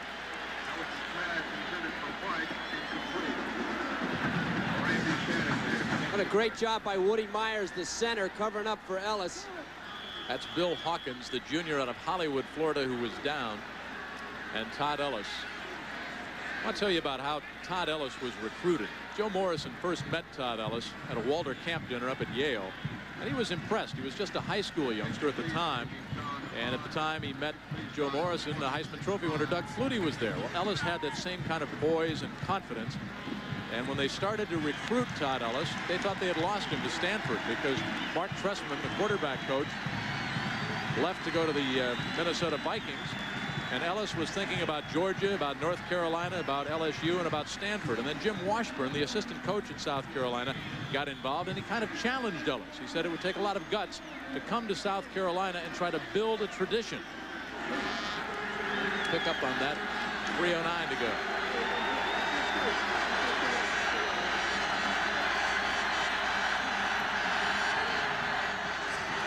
Sterling sharp in motion as Ellis backpedals, fires over the middle too high. Trestman, by the way, the quarterback coach at Miami, because the Hurricanes were also interested in Ellis. Stanford thought they had him. They thought they had Ellis locked up. But then he visited Columbia, met with Washburn. They sat in a brightly lit Williams-Brice Stadium. They listened to a special tape over the stadium loudspeaker, recorded by the South Carolina Gamecock announcer Bob Fulton, describing an Ellis-led touchdown drive to beat Nebraska. After the tape was over, Ellis jumps up and high-fived Washburn, and the fires had been lit. How's that for a recruiting ploy? They sure could have had me for a lot less. Would have been a short tape. 3rd and 10. Over the middle. Caught. First down by Danny Smith. Danny Smith came in with 29 catches, 478 yards, averaging about 16.5 yards and 2 touchdowns. An easy transition from the tight end to the wide receiver in the run and shoot. Well, we're talking about Ellis all that time. He's been overthrowing people. The offensive line has been doing a great job for him here in the second half. They did again there, and he was able to hit Smith finally. But the last 3 plays, the offensive line has done a remarkable job, and they're just not letting that Miami rush, that great rush, get to him.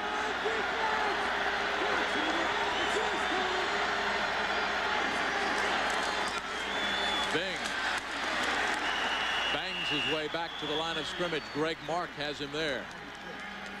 No yardage, but that play really serves notice. The Miami cannot just play the pass. You better sit just a little bit because we'll be coming right back at you. That's a good call, even though they lose a little bit of yardage. Bing checks out. Harold Green goes back in. Time left in the 3rd quarter. Hawkins did leave the game. He was injured. Replaced by Ernest Parrish for the 97.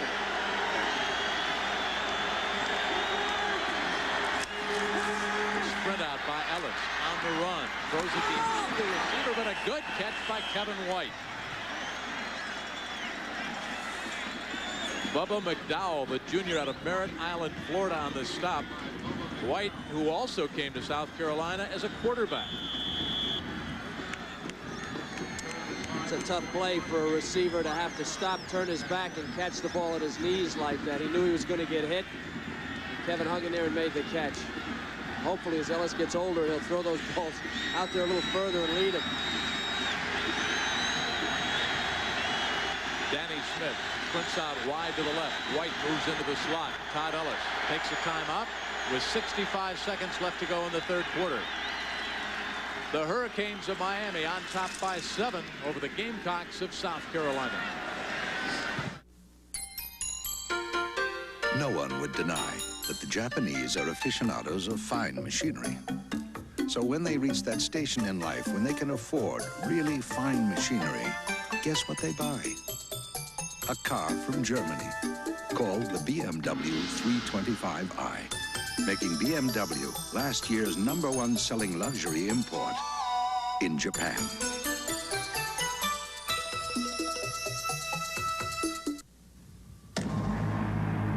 Introducing the G-Shock 5200 watch from Casio. The sports watch that's ready for action with a built-in shock absorber. It's tough, so tough, this G-Shock can take a slap in the face and not even flinch. The G-Shock 5200, just one of Casio's water-resistant sports watches. It's one tough watch to beat. Former college football player Malcolm McLaren As a young man at Rutgers University, I combined a quality education in ceramic engineering with varsity football. My father was a 3-time All-American and Hall of Famer, and my son George played here at Rutgers while maintaining Dean's List status in biological sciences. 3 generations of McLarens are thoroughly grateful for the lessons learned in football, which we have used in our professional careers. The preceding brought to you by the College Football Association. The blimp is provided by the Goodyear Tire and Rubber Company, and this blimp, based out of Pompano Beach, Florida. The pilot is Drew Marshall. 65 seconds left to go in the third quarter. All of the fourth. It is then, as advertised, the dandy from the Orange Bowl. Number 2 against number 9, both with bowl bids. The Hurricanes and the Gamecocks. South Carolina on a drive. They need 5. Ellis looks over the middle line. A comebacker to Sterling Sharp. Dives down at the 13-yard line in the grasp of Tolbert Bain. And Sterling Sharp with a big first down. Sterling Sharp out of the slot. Very tough to cover a guy. Now watch him. He's going to pull up and come across the middle, and Ellis is right there to throw it to him. Bain makes the tackle, but a very tough pattern to cover. Fryer, Mark Fryer, number 78. Daniel Stubbs haven't called his number too much tonight. That's a very quick release by Ellis. Short drop, short patterns. Stubbs nowhere to go. Motion by White. Draw play. Harold Green inside the 10, down to the 7. Good blocking on the left side by 72, David Poinsett. By 71, Paul Shivers. And by the center, Woody Myers, number 57. The Gamecocks tricking him again with a little draw play. You see that pass action, and wham, here comes Green, who finds the hole a lot better than Bing. This is a very tough area of the field for South Carolina. They have trouble getting in the end zone through the air from this close in. The defense gets packed in, and Ellis just is not quick enough to get the ball off and find a hole. He only has 10 TD passes, 1 coming tonight on a long pass and run. That'll do it. Time has expired in the third quarter. 15 minutes left to go here in the Orange Bowl. Second-ranked Miami protecting a 7-0 lead, but the Gamecocks, ranked number 9, are coming back, and they're knocking on the door.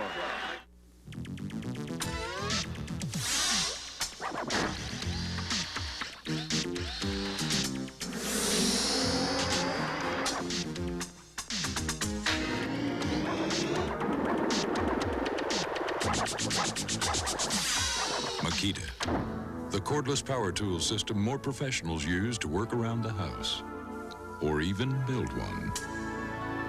Makita, it's all the power you need. This is a 19-inch television with a picture as crisp and clear as any you'll find. Now imagine a picture just as crisp, just as clear, but larger. In fact, it's 86% larger than even a 26-inch screen. It's the world's first 35-inch direct view television, the television that only one manufacturer could put together. Mitsubishi.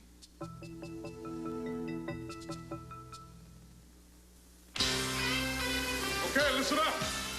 Oakley here is filling in for Bob tonight. For 3 years, Bill Oakley took orders.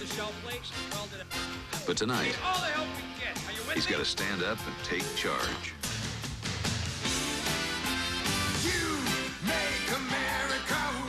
Here's to you, the clean, crisp taste of Beechwood-aged Budweiser. For all the guys who know it's not what you say, but what you do. Long ago on the frontier, homeowners insurance meant knowing the cavalry was close at hand. That kind of protection was hard to beat. It still is. Today, Kemper provides insurance to homeowners, condo owners, and renters with a wide range of money-saving discounts. And you can count on professional service from the independent agents who represent the Kemper Cavalry. To protect your homestead, compare Kemper. You'll ride with us. A guy asked me the other day how you can possibly compare the Mazda RX-7 with the Porsche 944. Well, he's got a point. The RX-7 does get to 60 faster. It's within a few miles an hour of the Porsche at the top end, and the Mazda RX-7 even comes with a better warranty. And when you figure the 944's price is nearly double, I guess there's really no comparison at all. And just wait till you drive one. This is the Mazda way. Along with Kevin Kiley. I'm Jim Kelly. Welcome back to the Orange Bowl. There's our score, 2nd and 4 for the Gamecocks. They trail by 7, and we'll watch number 88, a 6'5 freshman. Ordinarily, he wears number 60, Ike Harris, but he lines up now as a tight end. Out of the eye, pro set. Green and Bing. It's Bing. Chopped down for a loss of 2 as they run left, and Benny Blaze, the senior out of Fort Lauderdale, snipped it out.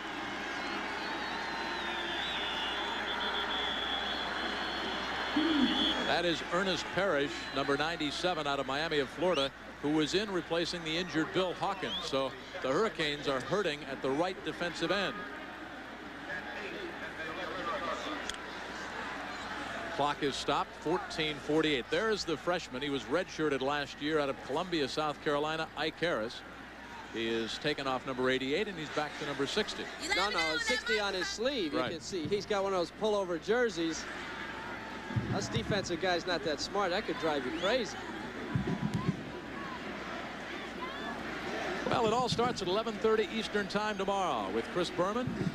And, of course, Pete Axel will make his picks. Tom Jackson, a 1-hour preview of all the day's games. At 7 o'clock, they come right back. Scores, standings, highlights, features, and live interviews.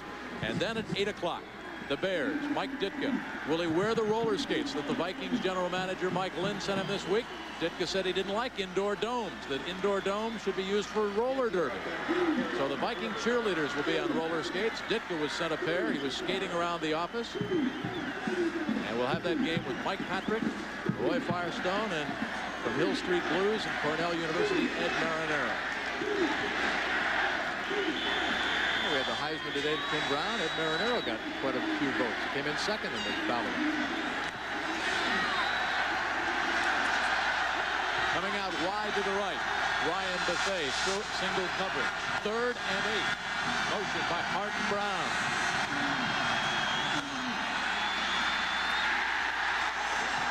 Rod Carter didn't buy it. Harold Green stacked up.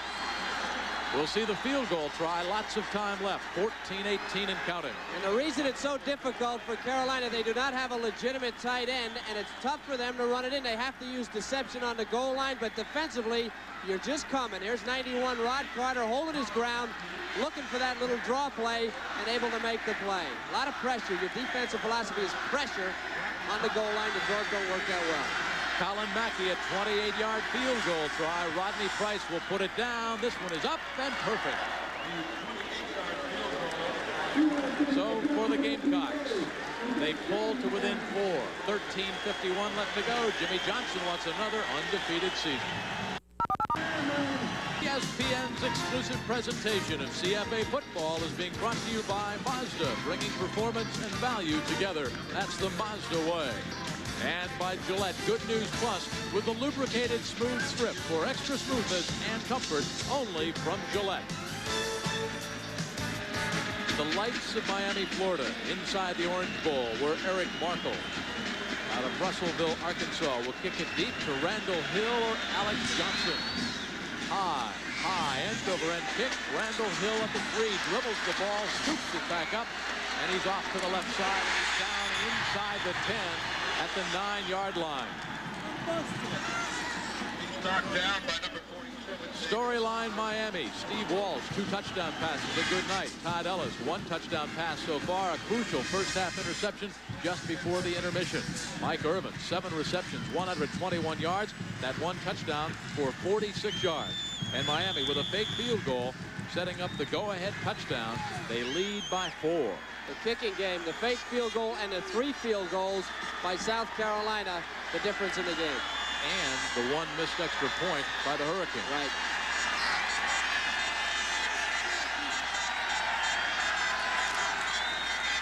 Walsh, safety valves it out to Leonard Conley. And Conley barrels his way up close to the 22-yard line. That's a first down. Brad Edwards on the stop, and that's a great play call. And look out for Conley. He's the guy with the great speed and the moves. And South Carolina, by the way, has now scored the most points they have ever scored against the University of Miami with 16. The previous high was 14. Walsh out of St. Paul, Minnesota. He was a National Honor Society member, a 3.7 grade average in high school. He's a finance major here at Miami. Little dive behind Holder and Proven goes Cleveland Gary. Derek Little also helped out. We talked about Steve Walsh. He scored a 1200 on the SAT.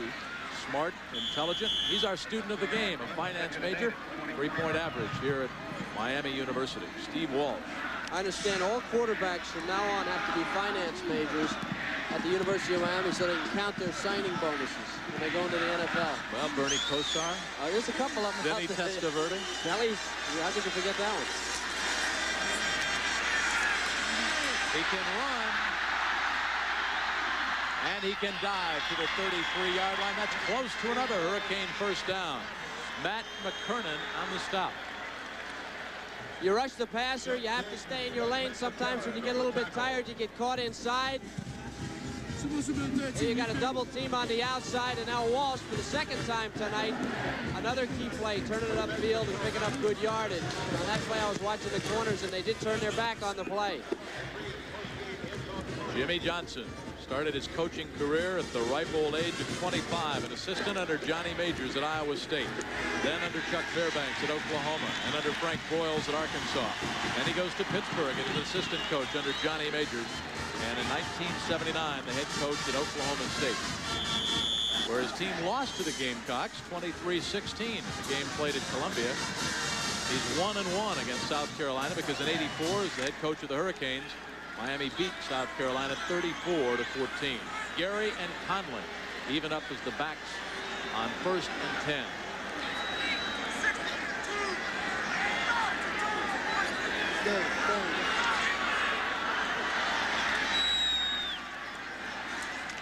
Caught. Conley again.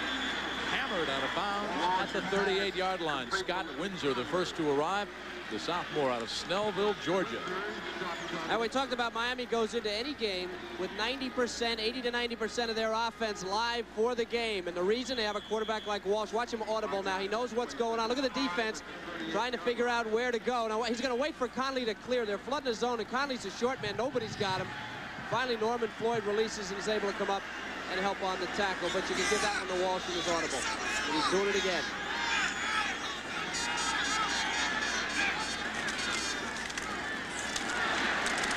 Up near the 40-yard line for 2 tough yards goes Conley in the grasp of Roy Hart. Conley, a true freshman, excellent speed. His senior year in high school, over 1,840 yards, 12 touchdowns. That offensive line of the Hurricanes now doing a good job. They're working on the clock. 11:09 left in the ballgame. And every first down, Jolie Dunn, you see him right there. He knows his defense is tired. He knows they don't need to be on the field. It's a big 3rd down in short yardage. They need to get off the field.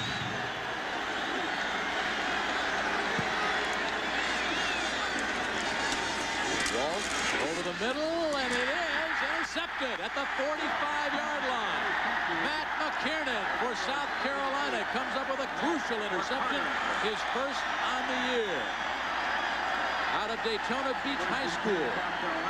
Now this is just as confusing to Walsh as the blitz was, because McKernan's going to drop off. He's slow, but watch him step right inside the receiver here, number 48. Slow, but they call him a legitimate linebacker. He's real tough. Trying to go to the tight end, which should be a good call against the blitz, but there's no blitz. And Walsh says, oh, I should have known that.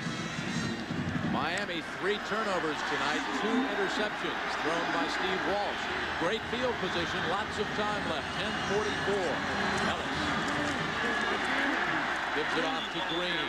Nothing doing over the middle. Derwin Jones, number 86, the senior out of Miami, a communications major, played as a true freshman back in '74 on the hit. We talked about Benny Blades in the opening of this show. You may be thinking, well, we talked about him, but we haven't heard from him except for that one play on the goal line. It's because they're not throwing at him.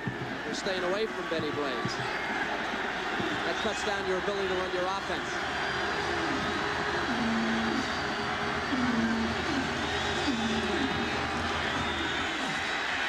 On the fly, looking for Buffet. Incomplete at the 5. Tolbert Bain back there on the coverage. covered by number 18, Colbert Bain. Good position by Bain, but I want you to watch what Bethea does. He does something very smart. He's about 6'3", 208 pounds. Watch him use his size and his weight and just push Bain out of the way and almost come up with that ball and knock him to the ground. Now, he realized he had the advantage. He slowed down and then went real hard at Bain to try to create space to catch it and almost made the play. Ellis, 9 of 22, 1 touchdown, 1 interception, 119 yards. He needs 10. Harold Green. Down, loose football. Miami's got it at the 42.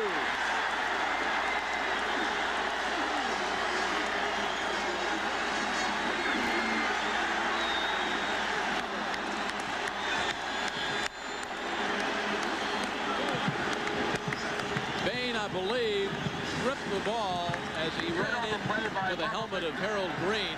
And watch Daniel Stubbs, 96. Well, there's some question. They're huddling about this, whether it was a fumble or not. The pass is complete to Green. He's going to try and work for extra yardage.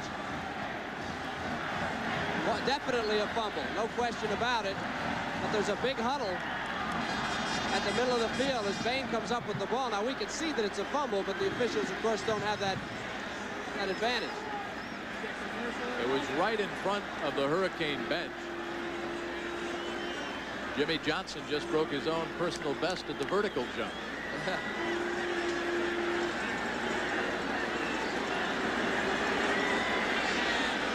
Well, this is a call that could decide the football game. They give the ball back over to South Carolina because Bain had stripped the ball loose of Green, but Green had apparently gone for first down yardage. So Jimmy Johnson trying to help the officials out.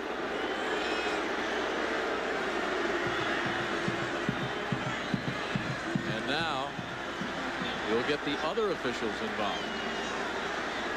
Terry Monk, the referee, James Mahan, the field judge, Mike Looney, the umpire, Tommy Rose, the line judge, Gail Porter, the side judge, Jim Campbell, the back judge, Paul Jones.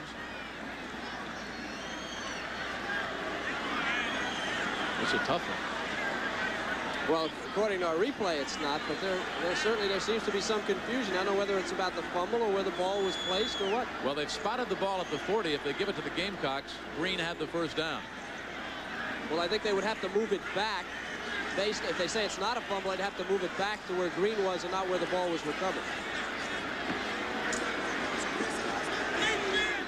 Jimmy Johnson's about to turn the shade of the Hurricane uniform. Well, the fumble occurred right in front of him.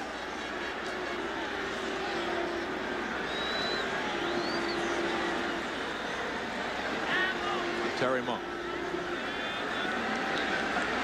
The way he's explaining it, I think it's going to go against Miami.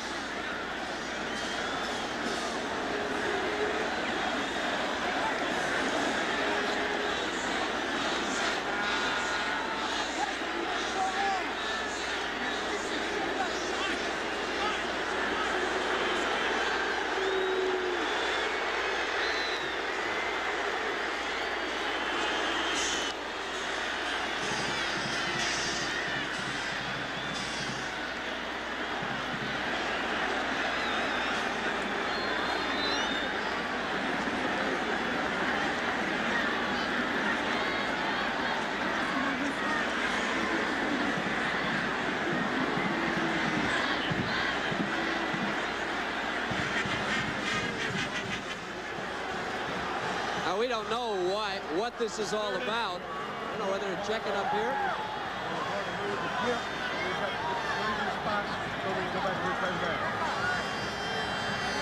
Third and 10 from the 45-yard line. Third and 10 from the 45-yard line. Gain of 5. Back up, back up, back up, back up. 40.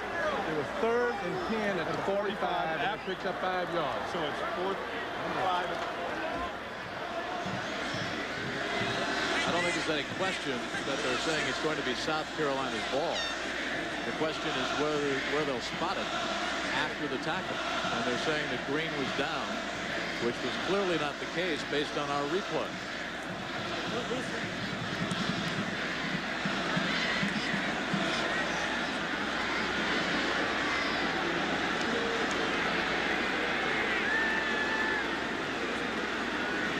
thing that can happen to Joe is either something very good or what actually, what he deserves. So he's as calm as he can be. Jimmy's on the field.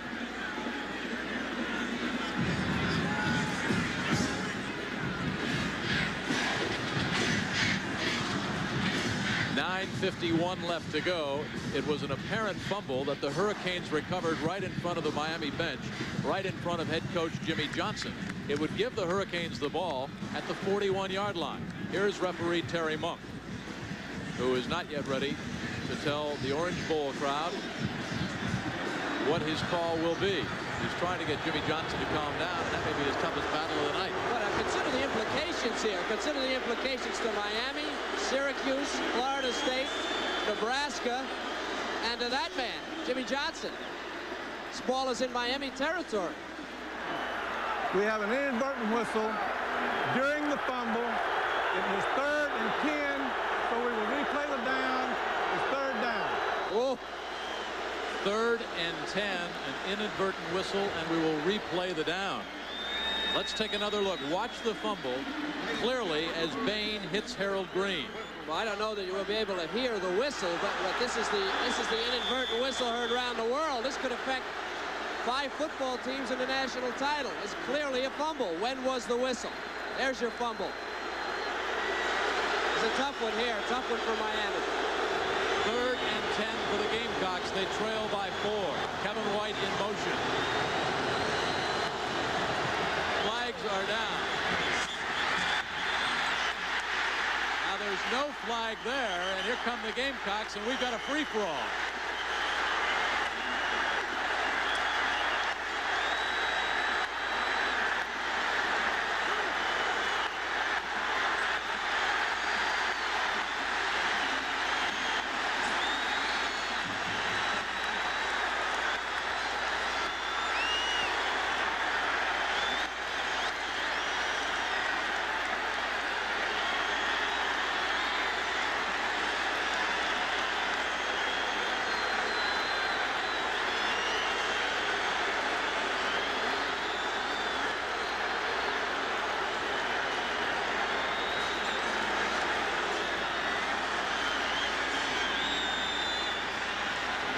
Well, a great football game has deteriorated on that crucial call.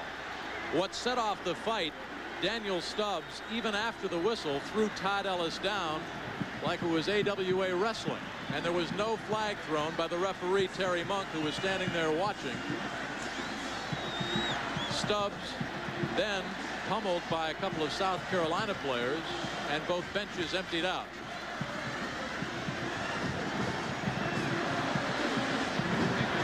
Let's see if we can hear the inadvertent whistle on the play before this snap, the one that has Jimmy Johnson so irate, on the play that should have been a Miami recovered fumble.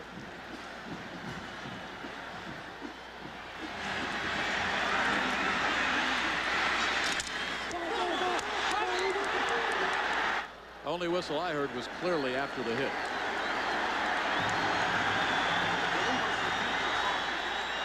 We have a dead ball, personal foul against the offense, a dead ball, personal foul against the defense.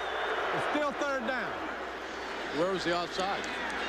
Well, there's no way on that anyway. That should have been a penalty on Daniel Stubbs, and what they did was they called personal fouls for the fight. But this certainly would not enhance Miami's image, an image really that they had overcome pretty much this year. Stubbs coming in there and doing that to Ellis. There's no call for that. He's aggravated. I don't blame him for the bad call or whatever happened with the official with the inadvertent whistle. All right, they're offsetting personal fouls for the fight, but there were flags down before the ball was snapped for offside. Right, and there should have been a penalty on Stubbs. Clearly a penalty on Stubbs. 3rd and 15. Ellis over the middle and picked off at the 39 by Myra. George Myra for the Hurricanes at midfield.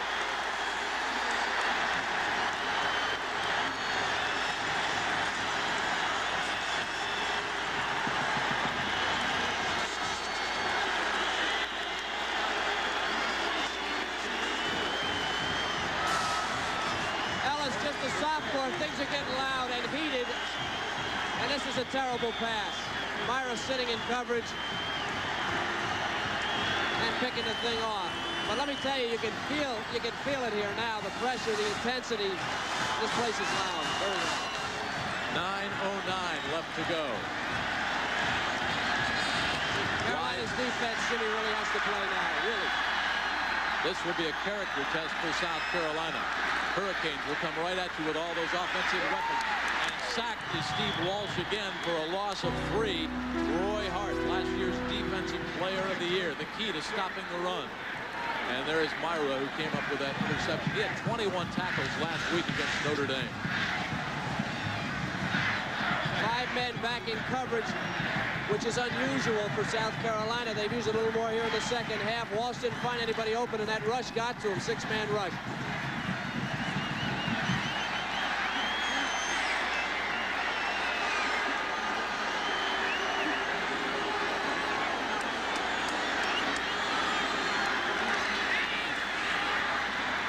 Open over the middle, drop. Incomplete at the 47-yard line. Warren Williams.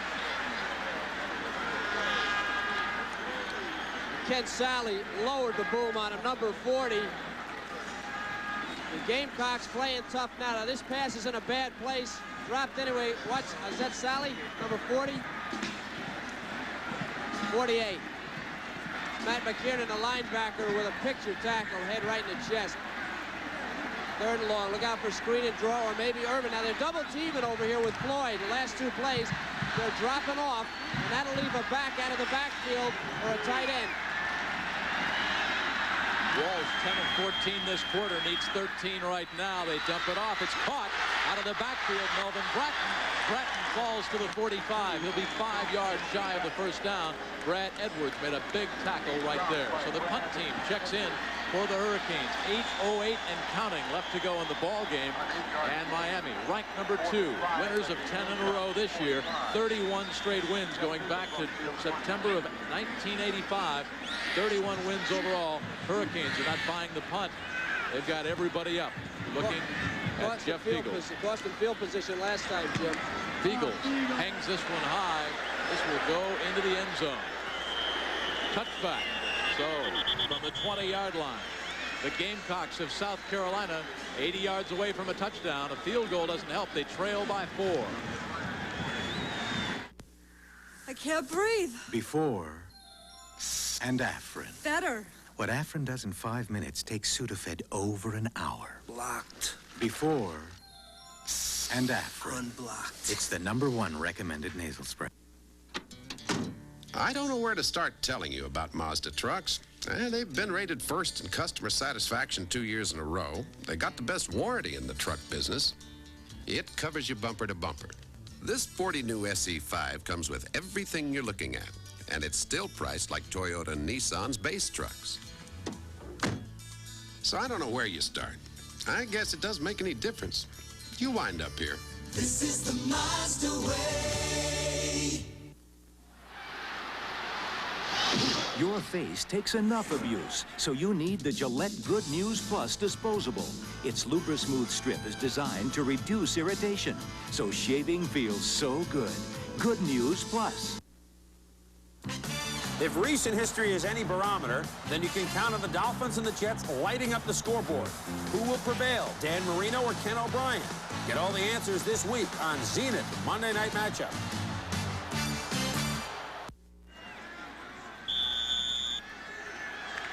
Welcome back to the Orange Bowl.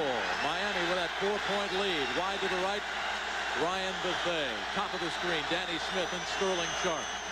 Pitch back to Harold Green. Fumbled the ball the last time he touched it. Upended at the 25-yard line by Greg Mark. A pickup of 5 at 2nd and 5 coming up. Blades helped out on the tackle. Todd Ellis, 10 of 23 on the night, 1 touchdown, 2 interceptions now, but just 4 of 10 this half, Kevin, for 37 yards. And Ellis will have to get a hot hand if the Gamecocks are going to pull this game out. Miami's defense really, probably personnel-wise, not as strong as it was last year. They lost Jerome Brown and Dan Cilio, both to the NFL. They got those 2 small tackles, but they're smart and they're experienced and they're winners. And that's something you really can't replace. When you win 31 regular season games in a row, you've got that great confidence that you're going to come out on top, and it'll really serve you well on the field.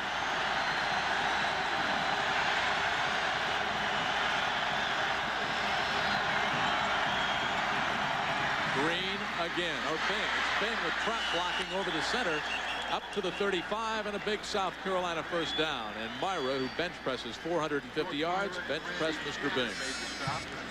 A guy like Daniel Stubbs, he's a guy that just fires off and he comes. You see, he takes the outside route and then he's just pinned out. He's nowhere in the play.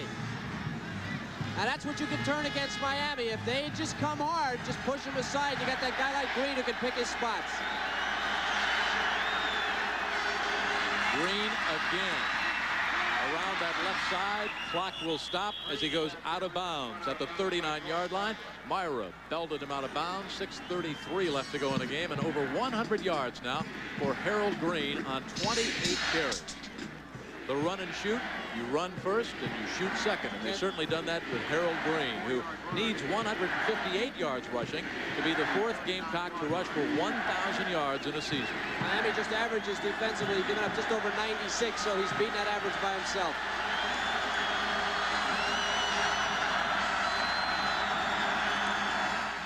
Spread out by Ellis behind Kevin White. And some oohs and ahs from the Orange Bowl crowd. You have to give the Hurricane defense a lot of credit, because Ellis has been thrown off his rhythm entirely in the second half. Well, he's not getting it done, and his protection has been excellent. He may need to wait for these guys to clear, because on a couple of patterns they have beaten Miami deep, but Ellis has either thrown it away or out of bounds or not made a good throw. He needs to just calm down and stay in there, have a little confidence in the offensive line, and wait for these guys to clear. Bill Hawkins, 54, the junior out of Hollywood, Florida, back in at right defensive end. Ellis needs 6 on third down.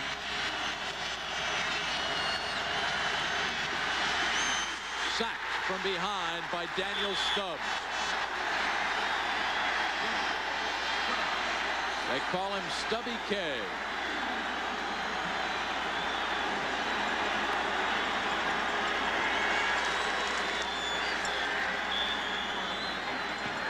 Well, the great ones really stand out when you need them. Miami in a zone, nobody breaks open. Stubbs makes it. Price doesn't turn over. Perriman back deep, has to get out of the way. That one almost hit him. Hurricanes with a 4-point lead, but they'll start from deep in their own territory. A 63-yard punt. 5:50 to go. First and 10 Miami, but they start at their own 3.5. Introducing a small sedan made the Mazda way. The new Mazda 323 SE has a bunch of technical sophistication, like fuel injection, a roomy interior, lots of standard features, all backed by the best warranty in its class. I'm not kidding. You've got to check out this Mazda 323. Not only is it the best value in a small sedan, it also has the solid feel and performance of an expensive road car. This is the Mazda way. I don't know. What are you gonna do? I don't know. I'd go to college. Me too. If I had the money. Yeah. So what are you gonna do? I don't know. What are you gonna do? You don't want those fries. What are you gonna do, Jack? Eat your way to college? Hey, really? I'm going to college on the new GI Bill. You serve full-time in the armed forces or part-time in the reserves, and you earn a lot of money for tuition.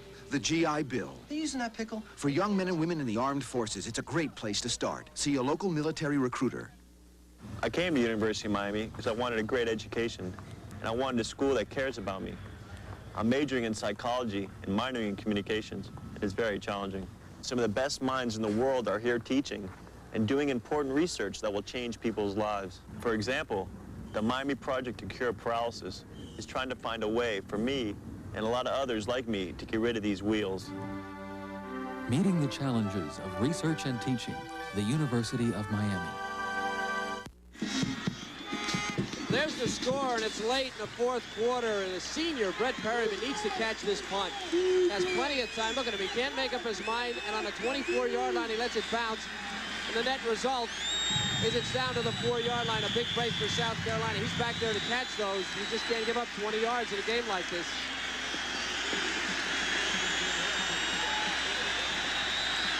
Spotted just outside the 3. Walsh with 2 interceptions on the night. Back there in Be Careful country. The Gamecocks are coming. Rutten. Look out.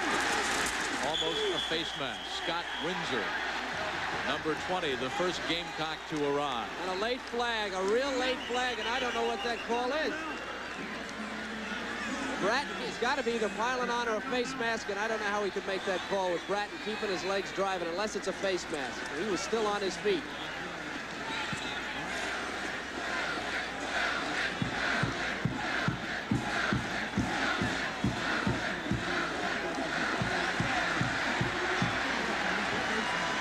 Okay, credit Bratton for keeping his feet. Can't get him down, and now Windsor with no place to put his hand. That actually was not a face mask. It was under his face mask at that point. There's your face mask. A late face mask, and Bratton fighting for yardage draws a penalty, a big penalty. Tough. Say he's got great talent, that kid. He can catch the ball. He's got great speed, and he's big, about 225 pounds, and he'll be a #1 pick. You think about the #1 picks that have come out of Miami in the last couple of years. You got Highsmith and Bratton, and certainly Michael Irvin will be a #1 pick, and Testaverde. You could field a team with #1 picks. They did. Bratton now, 8 carries, 10 yards. One of those carries for 4 yards and a crucial touchdown. That was a crucial penalty. 5:38 and counting left to go in this football game. Big hole left side, out of bounds at the 25-yard line. Matt McKernan bumped Warren Williams out. Another first down for the Hurricanes. Carolina loaded it up on the weak side. Now, when you see how few people there are on this side, they're all to the left, and they go left. Everybody gets caught inside. Now, Williams is really nobody out there. Williams steps outside and picks up another first down. Carolina playing the wide side of the field. Miami coming right back to the short side. Just under 5.5 left to go in this football game. That was the second longest rush for Miami from scrimmage tonight. They'll keep it on the ground, working Williams. Blocking on that left side by Matt Patchen and Mike Sullivan. Excuse me, Jim. Now it's time for Carolina now to go back to the original game plan and take some chances. They have got to get to Walsh. They've got to get the ball back. Getting down to 5 minutes. And you can look for him to be coming out of the ground on this play. Joe Lee's yelling something out there. And you can look for Miami to try to go to those wide receivers if they get single coverage. Irvin hobbles out of the huddle. Got that tender ankle since early in the second quarter. They taped it up. The audible by Wall. The throw partially batted down behind the line of scrimmage by Brendan McCormick. He is 6'6", 266 out of Chicago. Had a lot of injuries in his career for the Gamecocks. A knee in '85, a bad back last spring. When he's healthy, he's a force to be reckoned with. Came up with a good play right there. All-State out of Gordon Tech High School in Chicago. And they'll win an uncalled penalty on Shed Diggs for holding on the defense. In the backfield, the play was not called, but he was clearly holding. 3rd and 7. Could be the Gamecocks' last chance. Miami 8 of 15 on 3rd down conversions. A career high night for Steve Walsh. But he needs 7 to keep the drive and keep the football. Wide open out of the backfield. Warren Williams first down at the 44.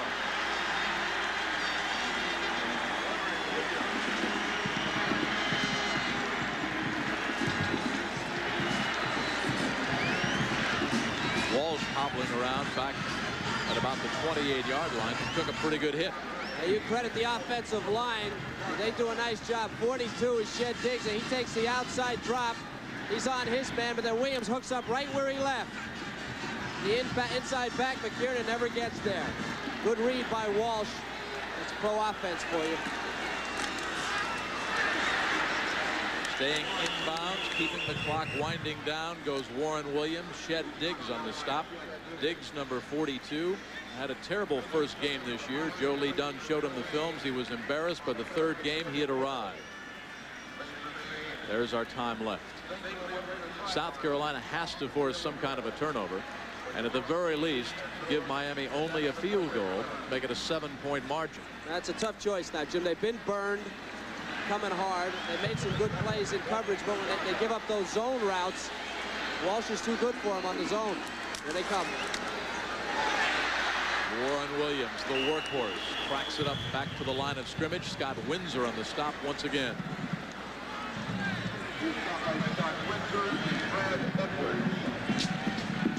3:20 and counting. 2 timeouts left for South Carolina, all 3 for the Hurricanes. 10-0 Miami coming in, 31 straight victories for Jimmy Johnson in Miami. And for Joe Morrison and his Gamecocks, a 9-2 record if they win this game.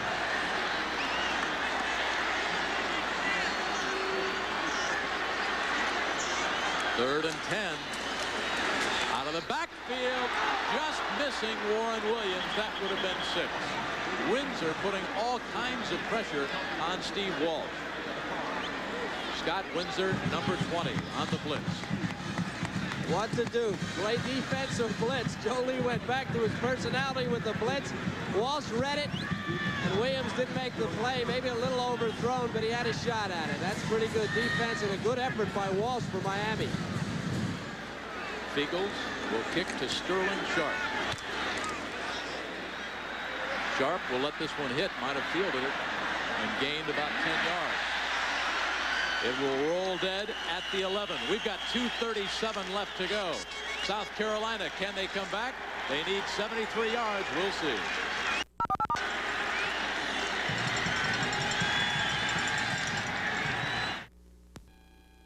Do you want to play something exciting? Come on, let's whirly. Whirly Ball, a game, a sport, a challenge. Whether you're 6 or 60, Whirly Ball is for you. Kids, teens, families, and groups. We've got the biggest game room and the best homemade pizza in town. And we're open till 4 a.m. Call about our leagues, our birthday packages, and special discounts for late-night reservations. Whirly Ball at 1301 West Copans Road. Call 975-6777. It's not how far the Celtec portable phone has come. Hello? Hi, honey. We're going to squeeze in another 9. I'll call Or even how a Celtec portable has become a valuable communications tool. No, the real surprise is how little a Celtec portable phone costs. Just $59.95 a month includes 500 minutes of airtime. Call Celtec today. Agent for Cellular One. ESPN's exclusive presentation of CFA football has been brought to you by the U.S. Armed Forces. It's a great place to start. And by Casio, where miracles never cease. And by Bud Light. Everything else is just a light. They are lighting up the Orange Bowl. Miami on top by 4. 2:37 left to go. Todd Ellis, the super sophomore, at the controls for South Carolina. Harold Green, tailback. Motion by Kevin White. Ellis fires. He's got Buffet. First down at the 30. Buffet fights up to the 34. Hangs out of the football, and Myra hangs on to Elvin Buffet. A pickup of 22. First and 10, South Carolina. Well, I'll tell you, this is where you earn greatness. If you want to be considered a great quarterback, a guy like Todd Ellis, he'll never be considered great until he leads them back in a game like this, and this is a test. 2-minute drill here for Ellis.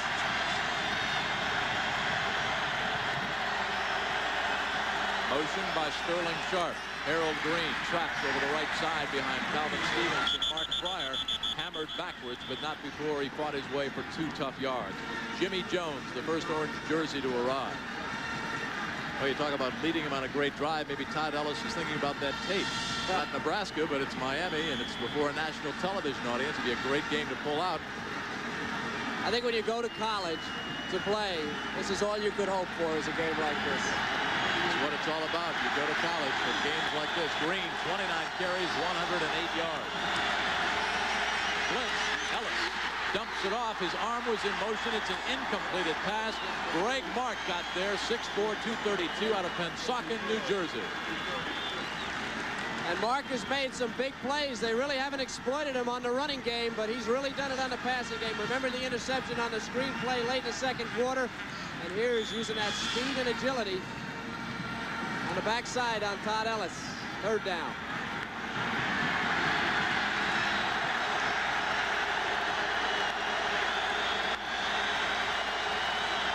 6 defensive backs in for the Hurricanes. Over the middle, batted down at the 49-yard line by George Mara.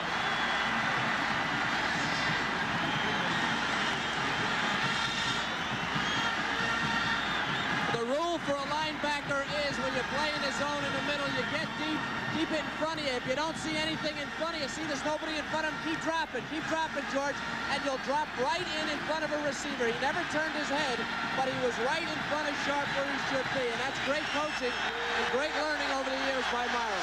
4th and 6. This is the ball game for South Carolina. They don't get the first down, they're out. Ellis puts it up, a floater, out of bounds. Looking for Danny Smith. That one had no chance. Jimmy Johnson and his Hurricanes. A minute 24 away from an 11-0 record and a date with the Sooners of Oklahoma here in the Orange Bowl.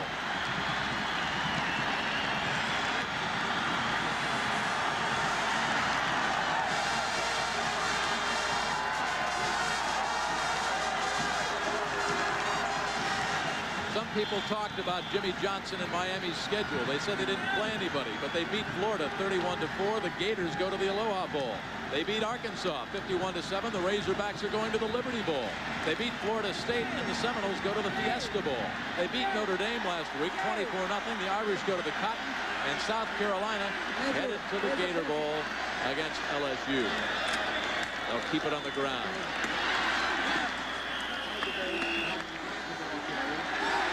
Penalty flags are down.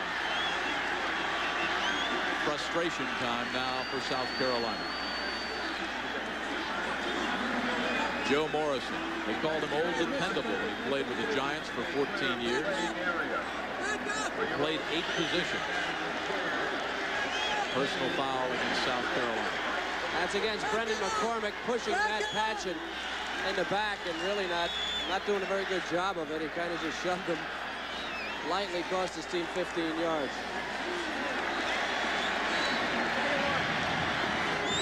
There is a tired young man. He has played his heart out, but he's been chasing Mike Irvin and others. All those speed burners coming right at Norman Floyd all night. Well, important to point out that Miami only has 20 points, and for most of the early part of the game, Norman Floyd was left out there all by himself. Tough place to be. South Carolina would like to regroup. They've used up another timeout. They've got 1 left, and they've got 73 seconds to go. Hi there. You looking for Mr. Wright? Give this guy a light. Wow. And Bud Light here. We'll ask for Bud Light, the light beer with the first name and taste. Because everything else is just a light. Thanks. Keep the chains. Introducing the Mazda way of offering a warranty. You've heard about those 5, 6, 7-year warranties, but do you know where their coverage really ends? Right about here, powertrain only. But the Mazda way to take care of you is with one of the very best warranties in the business. A new 36-month or 50,000-mile warranty, which provides coverage bumper to bumper. Others have their way. This is the Mazda way. How's this for an idea? A fax machine that will send 30 pages to 99 locations and wait until after 11 p.m. when the rates go down. All at the touch of a button. Good idea? Pitney Bowes, a climate that grows ideas. Jimmy Johnson looking for his 2nd consecutive unbeaten season, and yet another date with the Sooners of Oklahoma in the Orange Bowl. In 73 seconds, that sign might be right. Bratton again, 109, 108, 107. South Carolina with 1 timeout left. And they'll take it right now with 58 seconds left to go. All right, now what happened on that inadvertent whistle when it was an apparent fumble by Green and an apparent Miami recovery? Well, it was a fumble, and that was not evidently what was in dispute. The inadvertent whistle occurred during the loose ball. And the rule says that when there's an inadvertent whistle during live play, you replay the down no matter what the result of the play might have been. The delay was the chain crew had moved the clip too soon between the stakes that's placed on the near yard line. The referee had to talk to the statistician to see what the previous spot was so the chain could be placed properly. So the ruling was that it was a fumble, but the whistle occurred before it was recovered, and they had to replay the down. Unfair to Miami, but it turned out all right, I guess. Well, it did, because a couple of plays later, George Myra came up with a big interception right at midfield. So the Hurricanes got the ball back. South Carolina had a couple of more shots at it, and that last play call on 4th and 6, there is Todd Ellis. He was sprinting out to the left, throwing back across his body, right-handed. And the ball sailed up high over the South Carolina bench. South Carolina in the second half, their last possessions ended with a punt, a field goal, an interception, a punt, and they lost on 4th and 6. Hurricanes will just run out the clock. 50 seconds left to go. South Carolina cannot stop the clock. So our Hartford Insurance Player of the Game, Steve Walsh, 22 of 40, 310 yards, a new personal best, 2 touchdown tosses. That gives him 19 on the season, 4th best ever in Miami Hurricane history. Vinny Testaverde's #1 with 26. Bernie Kosar is second with 25. So a career high for Steve Walsh right there, out of St. Paul, Minnesota. Benny Blades in the backfield. And that will just about do it. Jimmy Johnson looks again at an undefeated season and a date in the Orange Bowl with Barry Switzer and the Oklahoma Sooners. 11-0. They beat Florida, Arkansas, Florida State, Notre Dame, South Carolina, all bowl contenders. Oklahoma, and perhaps a national championship is next.